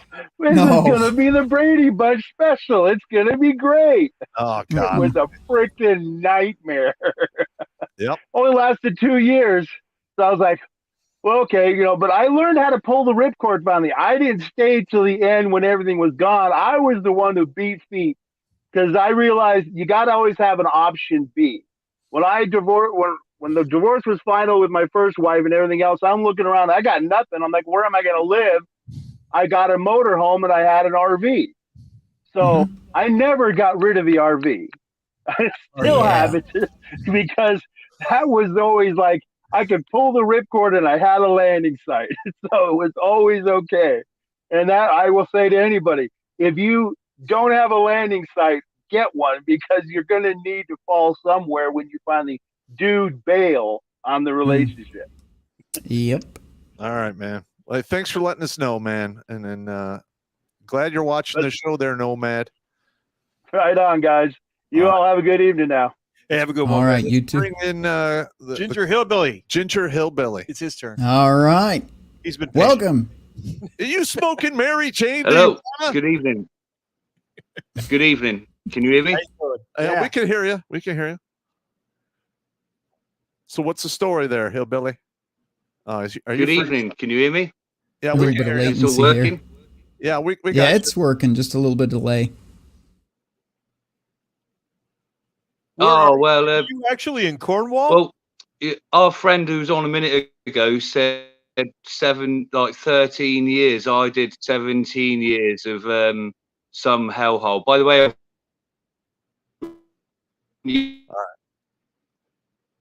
He's coming in broken. Yeah, we're getting a little roboting there. Hey, hey, Hillbilly, do me a favor. Disconnect and then reconnect. Oh, because there you go. Is that any better? Yeah, There we go. that's Can you better. That is. now? Yeah. Oh, Yeah. sorry. Where are you transmitting? I'm based in Cornwall in the UK. Yeah, Cornish Ginger. I thought so. Yeah. Yeah. Obviously, I've got I've been over there. I've got my Rottweiler as well. Bless her. All right. But yeah, no, I had your friend said he had put up 13 years worth of hell. I've done 17 years worth of hell, and it was a nightmare over here. Never get involved with the Welsh women. Well, That's first all of I'll all, say. all I could say when I went to England, most of the women I saw had a fucked up grill, missing some teeth. Hang on. To be fair, I've had a few fights and stuff, and I never had the best set of teeth to start with. So yeah, I'm standard English with the teeth. Yeah. But I never made it to Scotland, but I went to Ireland. The whiskey and the beer was great, but the women. Oh, hang on. Yeah, There we are. Hey, it's whiskey. We're drinking whiskey. Mm. Always. All right. But I do, obviously, because I'm Cornish, because we're from the south, I do my own homebrew.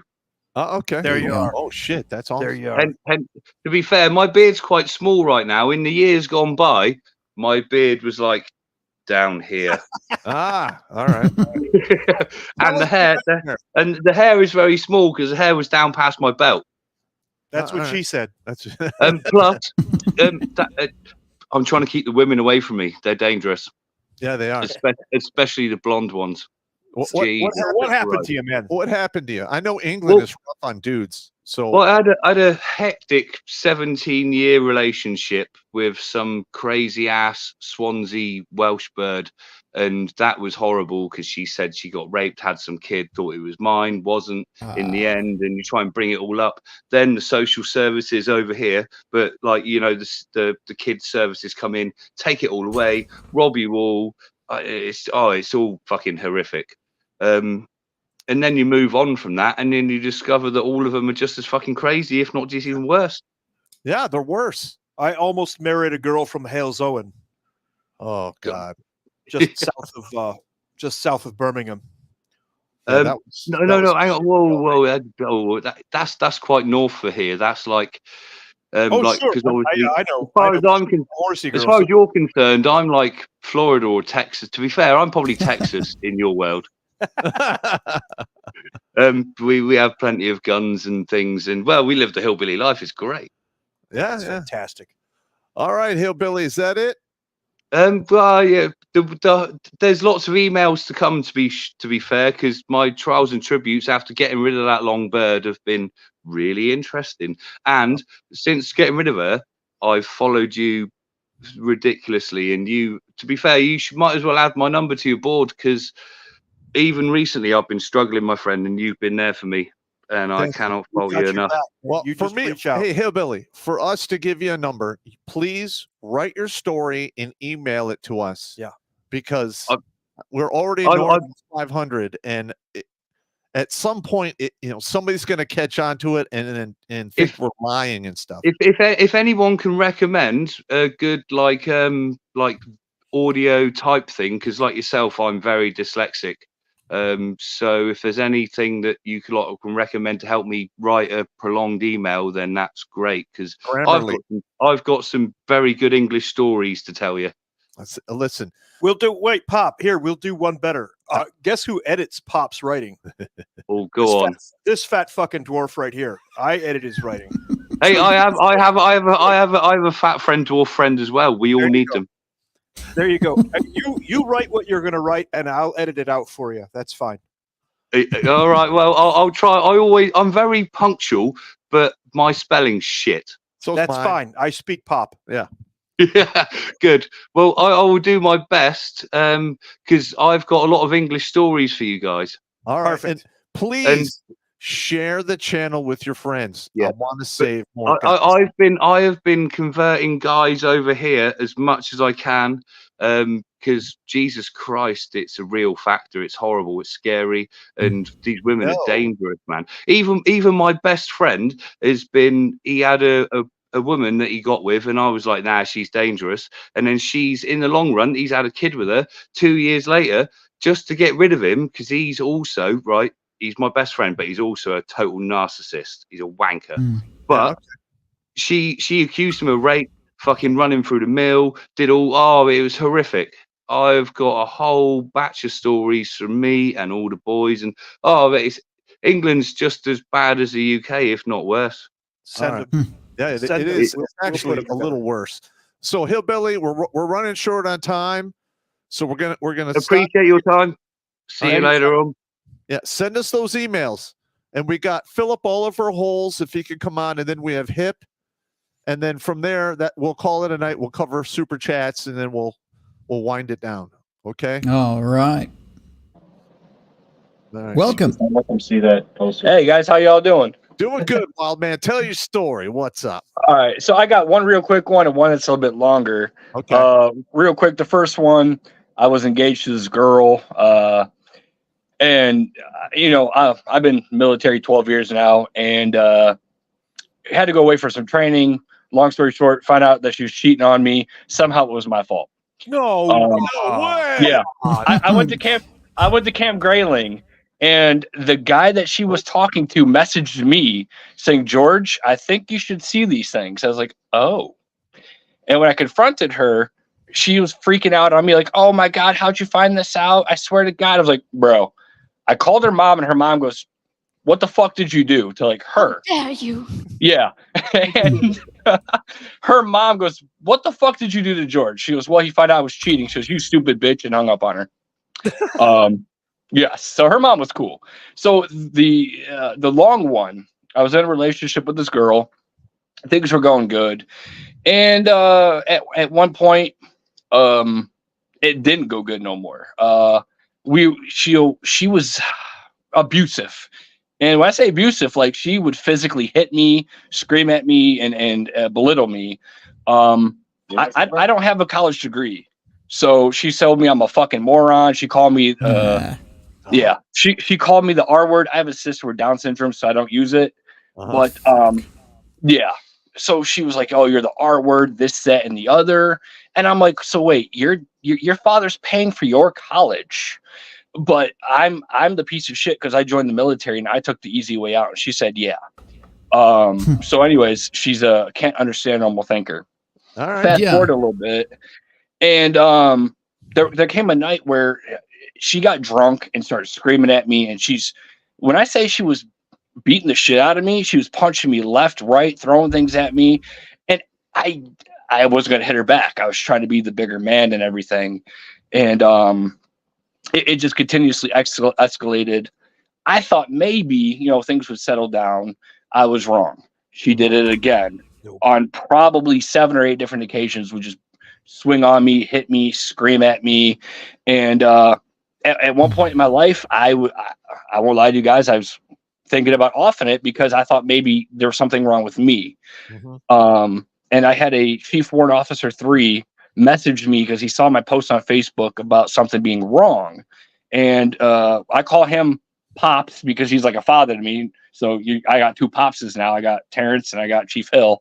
But anyways, Chief Hill, he talked to me and messaged me and he told me his story about things and he level-headed me and all was good. And so eventually shit settled down between me and this girl. And I was like, all right, cool. Things are good. Nothing's going wrong. And I was set to deploy. Well, I did not go with the unit that went overseas. And I found out she was cheating on me. And she had a Dear John letter all written up for me and everything. And when I found out she's cheating, it was my fault somehow. Yeah, they always. Yeah, it's always that way. Yes. Exactly. No, or it's all your fault. Exactly. I found out all about it, and so I just had like a hunch. To make it break it down, she ran 5Ks and everything. She ran a 5K, set a new record. I'm like, congratulations, that's fucking awesome. And then, I like to work out. I set a new PR for deadlifts and she didn't say anything. Like it was a dust in the wind. So I'm like, all right, something's really off. So I went digging through social media and looked through some shit and found out a profile I didn't know about on Twitter.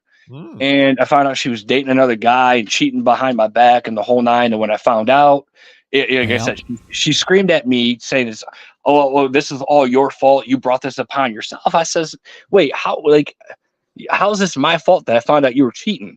And her best friend had no idea what was going on. She goes, she told me that she broke up with you for him, but I found out you two are still talking. And now so her friend ratted her out too.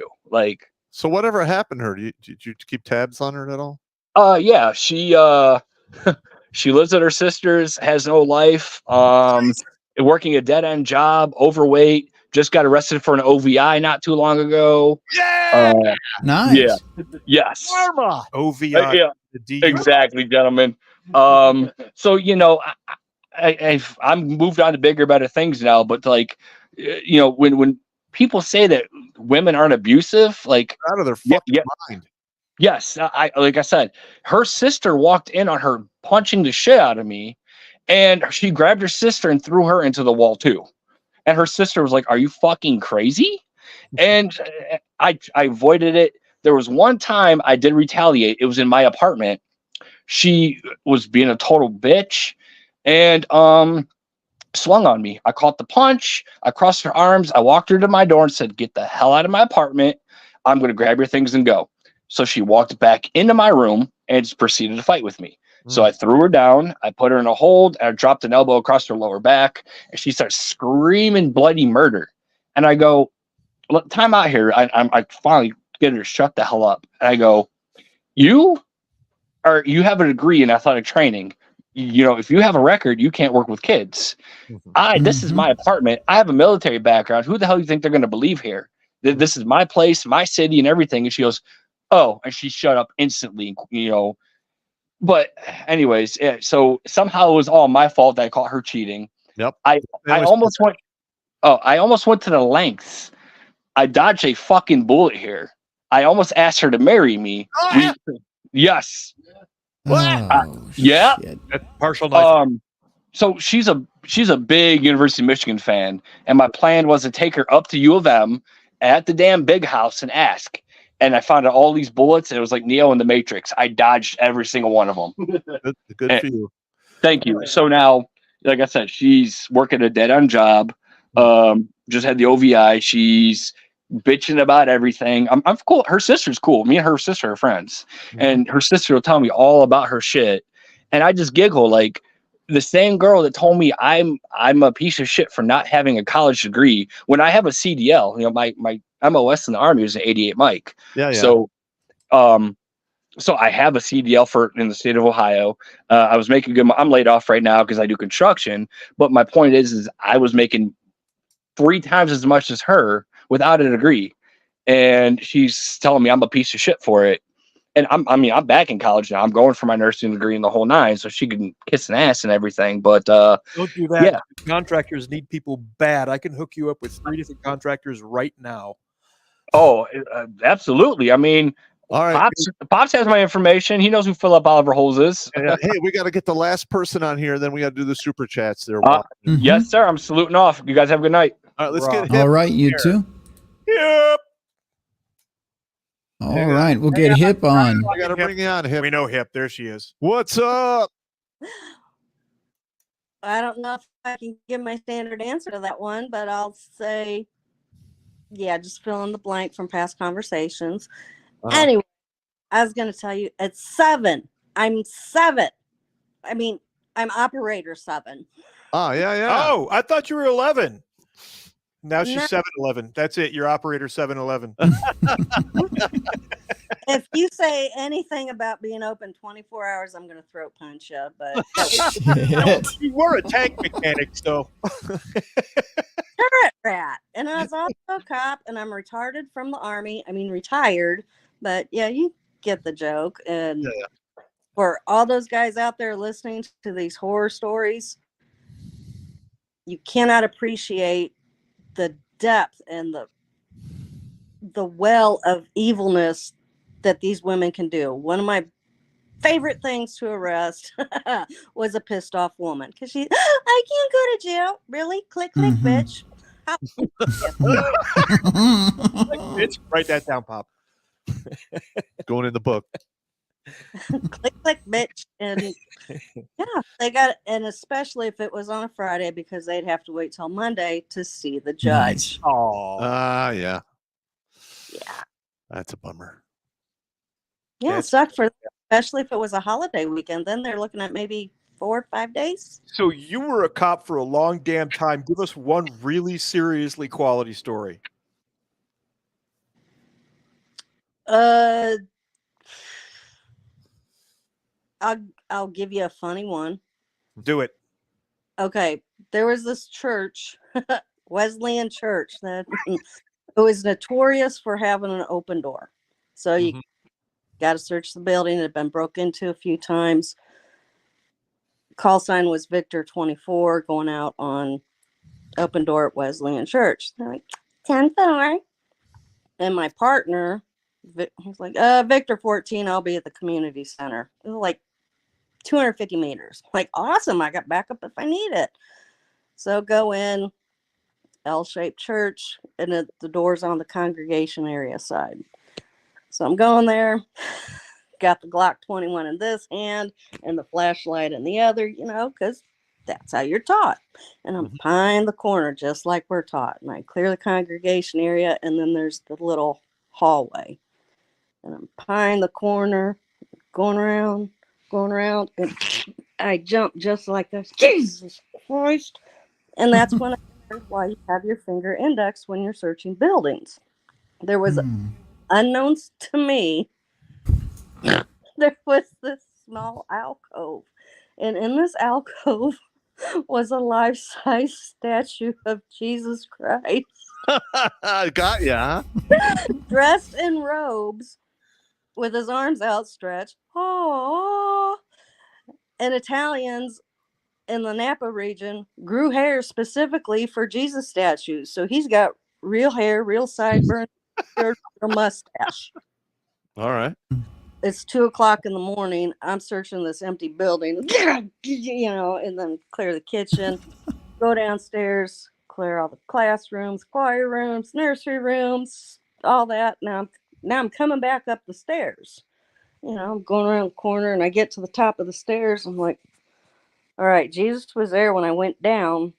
That son of a bitch better be there when I'm coming back up, or I got serious problems. So I'm like going around the corner. Okay, any minute now. Going. And he's like, damn it, he got me down. So I clear the call.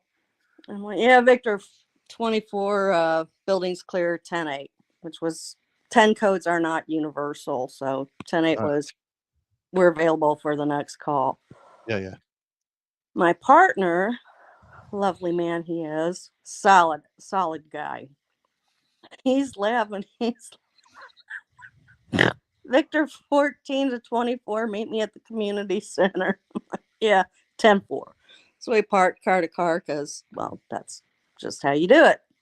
He's laughing his butt off. He's like, so, did you see Jesus? Yeah, I saw him. Did you about shoot him? Yeah. He said, how many times? I said, 4. 2 going in and 2 coming out. And he lost it. He was rolling. He's like, well, if you ever have to search the junior high, just be advised there's a skeleton in a closet. I about shot him. I'm like, all right, good to know. So 10 months. All right. 10 All right, months. Hip, we got to jump off here and get some super chats done. Awesome. Yeah. I might actually hit a quick break on there if you don't mind, and then jump into chats. Yeah, give us a piss break. I got to take a quick piss. Go.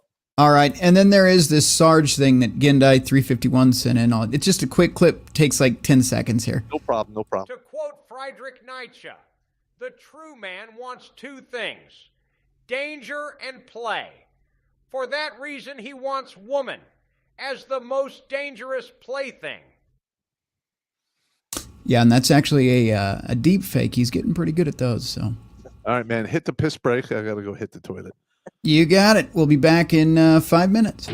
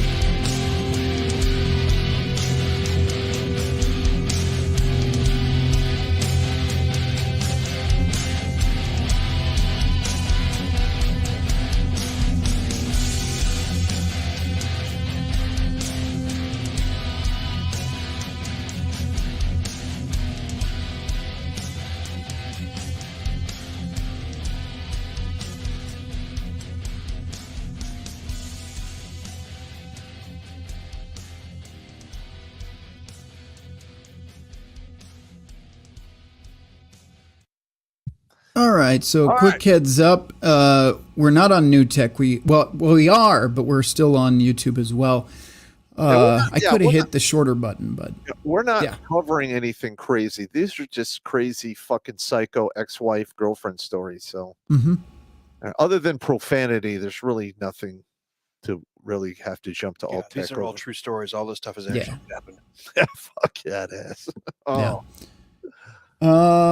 But yeah, we can jump into some chats here. I've got a couple pulled up. Super chats and Cornish Hillbilly's toasting us with his whiskey again. Yes, I'll have a bottle of that, Very good. sir. There you go. All right, we got Suze McCarley for $10 over on Rumble here. Let me kill that really quick. I'm 100% real with Stag's wife on what should happen to his ex. These stories make my head explode. Yeah, just a little bit. We also have, over on YouTube, we have Jackson Whittier for $5. This was earlier this evening. After hearing enough of these stories, I no longer believe there is anything immoral about wishing deletion upon someone. That's not the word he used, but just be YouTube friendly. And then we have Lee V. This is, let's see here. This is for $20. We're not worthy! We're not worthy! And he says, for the knife hand and a great show. So there you go. Yeah. All right. We also have Count Chad the Impaler over here on YouTube for $5. Okay. Should have my 32andMe results by December 19th, and I will find out how other kids I may have made. How many other kids I may have made. He probably meant to say there. 20 to 35 years ago. One girl, very likely, I had 3 kids with wife. So there you go. All right. Got a little Genghis Khan action going on there. Yeah, a little bit. Well, all right. Things happen. You're young. You're irresponsible. It happens. Let's see. We've got some MGTOW chats here. I'll get through those really quick. Couple here from Crazy Uncle, actually. So, first one here for $5. Episode idea. Call-in show. Dirty, gross jokes. Limit 2 jokes. No additional stories or comments. Vote on who has the funniest, dirtiest, and or grossest jokes.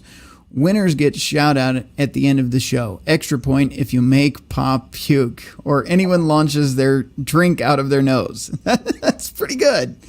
What do you think, Popp? Not bad, not bad. That's a good idea. All right, he goes on here for another $1. He says, so let me get this straight. The guy messing with your wife fell down the stairs a lot. Yeah. And then finally he goes on here for $3. He says, one of these days I will sit down with Popp and we can go over why Akonis duty stations destroy good soldiers. This is especially relevant when it is their first duty station. Oconus, and yes, that is Oconus. very true. Okay. Yep. It means out of the continental United States. Yep, Oconus and Conus. I was all Oconus, 8.5 years. All right. Seeing if we got any others here. Let's see. We've got Big Chad the Mad Lad. He's over here on YouTube for $5. Why is Blake looking like an old gnome? Dwarf! Well, dwarf, man. I'm a dwarf! Fuck you! He's oh, man. A gnome. That's fantastic. First time I've ever been called a gnome. Right. You have to be shorter to get a nickname gnome. Let's see. I'm going to go back over to Rumble here and scroll through. I've got to do the old-fashioned way there because if I reload it, all of the chats disappear, which is always fun. So I'm scrolling through really quick and making sure. Okay. Rumble looks clear. So we got all the chats there. Let me see if I missed anywhere else. We have some on MGTOW. Yeah. Any new chats on MGTOW other than Crazy Uncle? I think those are the ones I just went through there. Maybe. Let me look. Yeah, I think that was it. Yeah, I think maybe that is. God, those pictures on MGTOW are great. We just got another super chat there. Two more. All right. Oh, yeah. I see him over here. Professor Blake Poo Ass Blaster 3000 for $1 on Rumble. Now the chat's moving on me. Of course the chat's moving now. All right, stand by. Popp, I just wanted to say I am happy, single, almost debt-free, just paid off one credit card, one student loan, have another student loan almost paid off. After that is the car loan. Hell yeah, man. Oh, hell yeah, you fucking drive on, man. That's the way to do it. Be as debt-free as possible. All right. And then we have, let me make sure I'm on the right screen here, multitasking. Nick, we have, what was that? Nick Coldest. Yeah, Nick Coldest for $20. We're not worthy! We're not worthy! And he says, great stuff, gentlemen. If you must get married, choose wisely and one time.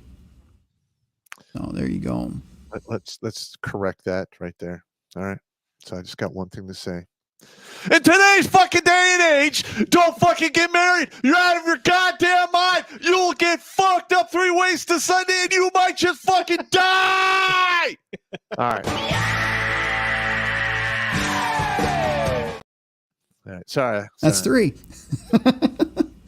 All right. Let me see if I missed anything else. I know we had a couple over The wrong way. We got a couple over here on Odyssey. See if I can figure this out. Agent of Social Media Chaos for $1. Bad news for anime fans. Naruto is confirmed to be getting a live-action adaptation, and it's being done by one of the woke-tards who ruined The Witcher, specifically a woke-tard involved with Witcher Blood Origin. That's no good. First of all, I am sorry that your franchise is about to get sideways boner. Okay. But my franchise was Star Wars, and they basically wiped their ass with that whole franchise. Yep. And I'm sorry. All right. Yep. All right. We have the dented tab reading. What? The dented tab reading dick only on the captain's anal rim. All right. What did you just even say? What are you even saying just now? I don't know. That's got to be Jackal, right? What the hell? Oh shit, my face is turning. Maybe that's not Jackal. Anyway, I don't want to call in, but I put my thoughts in an email to the captain's gay mail. Is there a way to check the captain's email on our site? What's the captain though? It should be open on that laptop. But what is the captain's email? Blake's email. There's one there. Blake's email? Yeah. That's it. Redonkulas Blake right there. Rare Stag Speaks? What are we looking for here? What are we looking Live for? stories of mine. Is that it? Stag Speaks? Live stories. He doesn't say what it is specifically. If you'd like to have me on for some, to come on tonight. Stag is 1042. Oh, okay. Also cool. a police officer. All right. All right, hang on. Jackal Hunter, just a bit of fuck you. That's it. There we go. There we go. Shall I? Yeah, read it. Mm-hmm. After watching a review compilation of thick fuck gym influencers on YouTube, I just felt like saying a few words. Why? Why do you insist on showing everybody your average daily routine at the gym? There are some parts of your life that should be kept to your sweaty self. Why do you take a camera in there anyway? Why do you want attention so much? How do you surmise berating random men for their eyes moving even somewhat in your direction will gain more attention? Why can't you mind your own business? What is wrong with you? Aside from being a Wha-Man, why did God make your kind when he knew what you would become? Why didn't Adam just kill Eve when she ate from the tree? These are all some valid questions, I'm sure, but of course, my perspective answers are very unforgiving for being such an egotistical, self-centered, disrespectful, and painfully retarded mongrel. I would like to say that you can get put in shackles, led behind the gym, put against the wall, and shot like a rodent. Not like a dog. Dogs don't have a choice in their behavior. They're animals driven by instinct. They have no choice but to act the way that they do. But you fucker, do not. I would absolutely love the idea to put all of your kind in mass graves or forced labor battalions so that you can make yourselves useful to society for once in your painful existence. Painful for those around you. If you can't be a civilized individual, then you'll work to improve society's infrastructure, and I swear If we hand you a shovel and you find a way to dig a hole wrong, Lucifer himself will watch what pain we put you through and blush. Take your camera, ego, and raggedy ass out of the building and go to Wii Sports at home. Don't let the baseball hit you in the head in the parking lot on the way out. Kill yourself. The fuck stick kid. Okay. That's Jackal. Yeah, that's Jackal. Super chat on YouTube. $10. Yeah, we've got a couple I'm looking through here. Professor Blake Poo Ass Blaster 3000 for $1 again on Rumble. He requested this for you, Popp.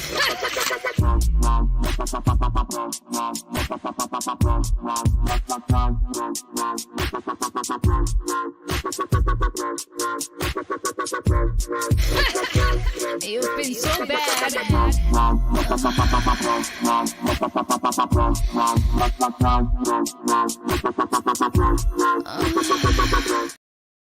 It's all right. Stop. God, I fucking hate that. My eyes now. All right. Sorry. I lost my.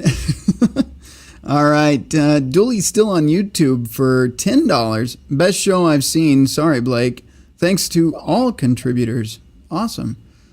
Yeah. All right. Well, thank you so much. Well, I mean, first of all, this is like the red pill MGTOW community.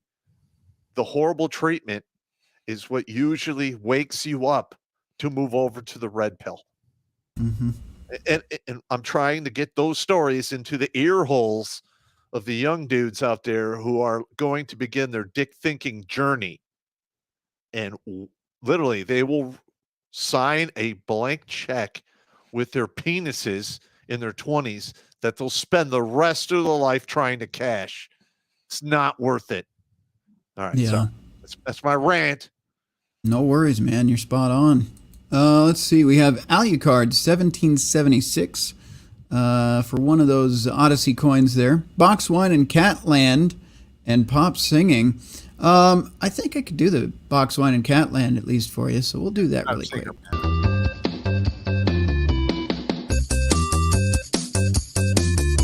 Stop! Don't touch me there. This is my no-no square. Stop! Don't touch me there. This is my no-no square.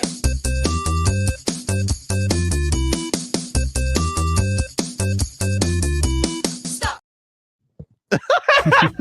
Ginger is dancing his ass off in the background. That's fantastic. I saw him. I just love that pop. Thumbs up to you, man. Look, Blake made the original one, and he's a fucking genius. He is an editing. He tried to talk me through an editing process. I was working on something for you, and it's like listening to like a level 30 wizard bred with Tesla and some other crazy scientist. It's like trying to explain something. It's like it's a level 15 wizard trying to explain to a third level wizard how the fireball works. Right. Yeah, so I too have that experience, and I'm going to tell you, I couldn't figure out the Blake language, so I had to filter it. So I had to dumb it down and do the Jimmy language on how to teach how to edit, because I could not follow Blake to save my life. So I know he's an English major. I love the guy. Yeah. But he'll use words, and literally I'll be like, well, it's also that he goes so fast. I'm like, what? He's so fast. Can I get back to step one? Yeah. He could probably make 6 digits working 3 days a week just teaching his editing skills. Yeah. Probably. Yeah. What a shame that would be, though. Yeah. Mm. Yeah, we can't allow that to happen ever. Well, listen, like if I can get my books off the ground and start making the graphic novels and whatever, if I ever was going to shoot like a small pilot, I would have Blake do it. Yeah. I mean, Hell yeah. The dude's a fucking amazing at what he does. Yeah. And fate, let's not say fate. The universe put him in my path on purpose because he answered a Craigslist ad for my No first. kidding? Yeah. Oh my God. I remember that. Yeah. I had like 30 people respond. Yeah. I'll do it for $10,000. I'm like, I don't know. I'm divorced. I don't have that kind of money. Nice warm glass. Shut the love. And I get the Blake, and he's like, I just graduated. I'll do it for 500. Sold. Come over. Yeah. Wow. Yeah. Huh. For I a didn't know sample that. of how far this has come. Go look at some of the. I've been producing the shorts. Go look at some of the whiteboard shorts that I've been throwing out there. That's I've seen those. the earliest Popp and Blake videos. Yeah. Yeah. And look at those, and then look at the quality that he's cranking out now. It's just really great. And Mhm. especially I love the whiteboard videos where I say some crazy shit and you can hear him laughing in the background. Yeah. Oh, like a little maniac. Yeah. They're like, Yeah. I'm like, what's so funny? I'm trying to be honest here. He goes, no, keep going. This is awesome. The best of year one shorts are about to come out. All right, good. Oh. So you'll get to see a lot more of Blake and hear a lot more of him in those. All right. There you go. All right. Let me see what else we got in the chats here. We've got Alucard 1776 again. At times, I can be mean and cruel. He also goes on here for another one Odyssey coin. We don't look. I can't throw them through the computer. So the 3 straws I'll throw like this in memory of being able to do it in person. But who's what happened here? He wants dick straws thrown, but he also wants another. Look, I didn't do it. Don't shoot the messenger.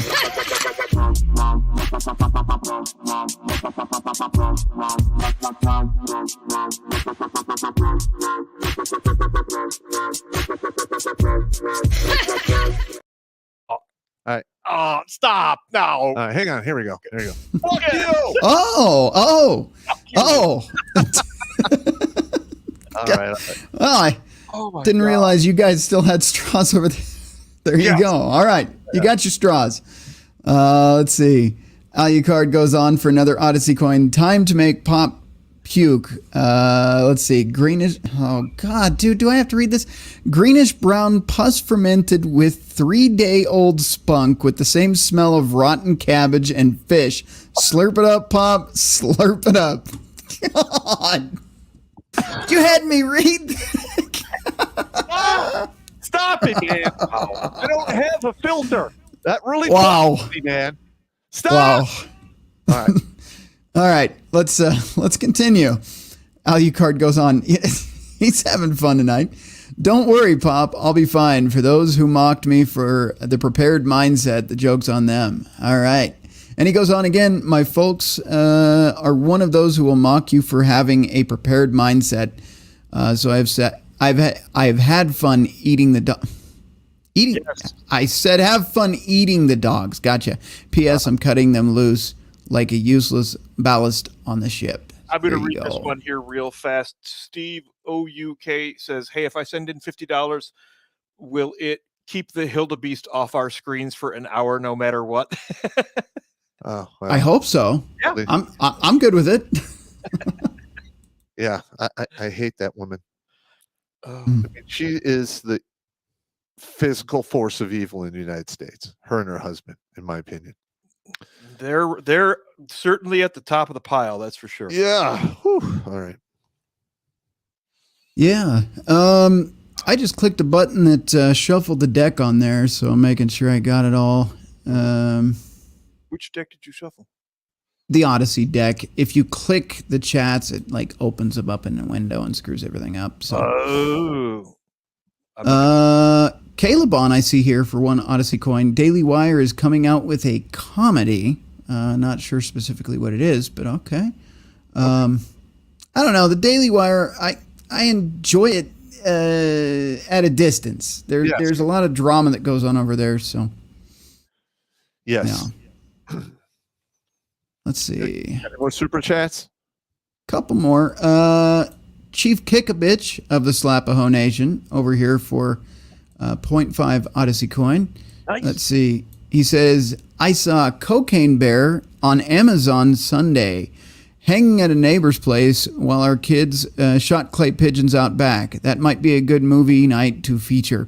Too bad it wasn't Cancer of the Kuantaha, and may Pops die of that malady. Malady, yeah. All right. Here's the thing with Cocaine Bear. We have to wait a few years. Most of the movies we do are older. So if we show them and somebody decides to get all upset about it, it's not really a big deal. It's not like something that's been released recently. Typically, if it's older than 5 years, most of the studios don't give a fuck. It's called status. Yeah. It's got to marinate. Yeah. It's got to marinate. Fair enough. All right, we got a couple more these names. This is one Odyssey coin. Gay cruise cabin boy Barry Soweto's prolapsed anus. Says God, these are some crazy screen names, man. Right. Wow. He says, do salt, you burning bundles of branches. Don't forget to bleach your buttholes and shave your shaggy sacks for the Captain Blake's cruise date night. Straw, please. So somebody, throw a straw at somebody. I don't have a straw. I got one. There you go. There it is. All right. All right. He goes on again. I'm going to read this one more time, and that's it for me. Gay cruise cabin boy Barry Soweto's prolapsed anus has 2 more chats here. Hillbilly, no sweat man. God. I avoid the whales. And then finally, Popp, don't count out King Newsom. That cock goblin is beyond evil. Yeah, you're probably right. I'd like to point out that Popp is down on the floor scrambling around looking for dicks. I saw that. Hey! Hey, don't touch me, man! Don't touch me! All right. I think we're caught up. I don't see anything on D Live. Twitch usually doesn't have anything. I'm not seeing anything there either. Odyssey's caught up. MGTOW, let me do another check on that. Refresh. And now it's telling me I can't refresh. Steve, do you see anything over on MGTOW? The MGTOW TV? Yeah. What are you trying to find? I don't the think chat? I even have that window. Just open. see if we missed any chats over there. I'll look. Face. Okay. Since we have 3 crazy uncle, we covered most of those. Okay. There's Yeah. 3. We got all those. 3 on MGTOW. We covered those. Okay. Then I think we are all clear. Let me check YouTube one more time. Not see anything over there, so we're golden. I did not see that coming. All right. See what coming? What's that? I did not see that. Sorry, what? All right. Name that movie. Who out there can name that movie? That was Dr. Strangelove. There you go. There you go. Yeah. See, he knows what I'm talking about. I love that movie. It got me out of two crazy inspections. Nice.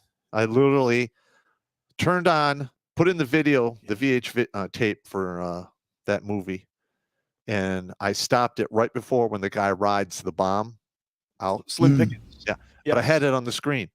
So literally, the battalion commander comes in. He's like, "Oh, what? Dr. Strangelove. All right, hang on." He sits down. Yeah. We turn it, he watches the guy ride the bomb down. Then we pause. He goes, "It's my favorite movie." And he just gets up and walks out. Perfect. He looked at nothing. That's how you execute an inspection, ladies and gentlemen. And if it's your sergeant major coming through, Oh, yeah. you leave pen houses out. You're like, what is Oh, this? shit.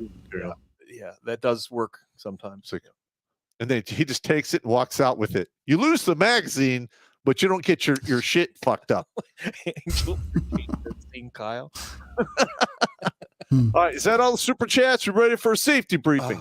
We have one more super chat just popped in, so I'll get that one read. Daniel Way for $10. The only thing worse than a Hillary Clinton deep fake, Billy, pay attention and take notes, would be a Nancy Pelosi deep fake. No. Billy, you know what to do. Oh my God. All right. Dicks. On that note, No. I think we are ready for a safety briefing. All right, if we missed any super chats, send us an email, remind us. We'll cover it on Thursday, all right? And I'm just putting it out right now. From Christmas to New Year's Eve, we're going to go silent. I will still do supporter streams on Sundays for the supporters, but we haven't taken any time off here really in 10 plus years. Yeah, that's true. And we're going to actually use that time to make some more improvements to the show and the channel and what have you. So I'm just going to put that out there. We're going to remind everyone as we go along so nobody gets butthurt when we're off the air during the Christmas, fiasco bullshit. All right. Are we good? We good? We All right, are so good. sleeping. All right, everybody, don't drink and drive. Don't drink and swim because it doesn't work out. If you have to fight, please run away. If you can't, do everything in your power not to go to the ground and stay on your feet. Because if you go down, you get stomped out. You stay on your feet, maybe you lose a tooth, some stitches. Who cares? All right. Rack up, pack up, stack up, keep your head on the swivel, maintain your situational awareness because shit's getting crazy out there. And don't do drugs. When? All right. We're good. Good show, gentlemen. We'll see you next time. All right. Take it easy.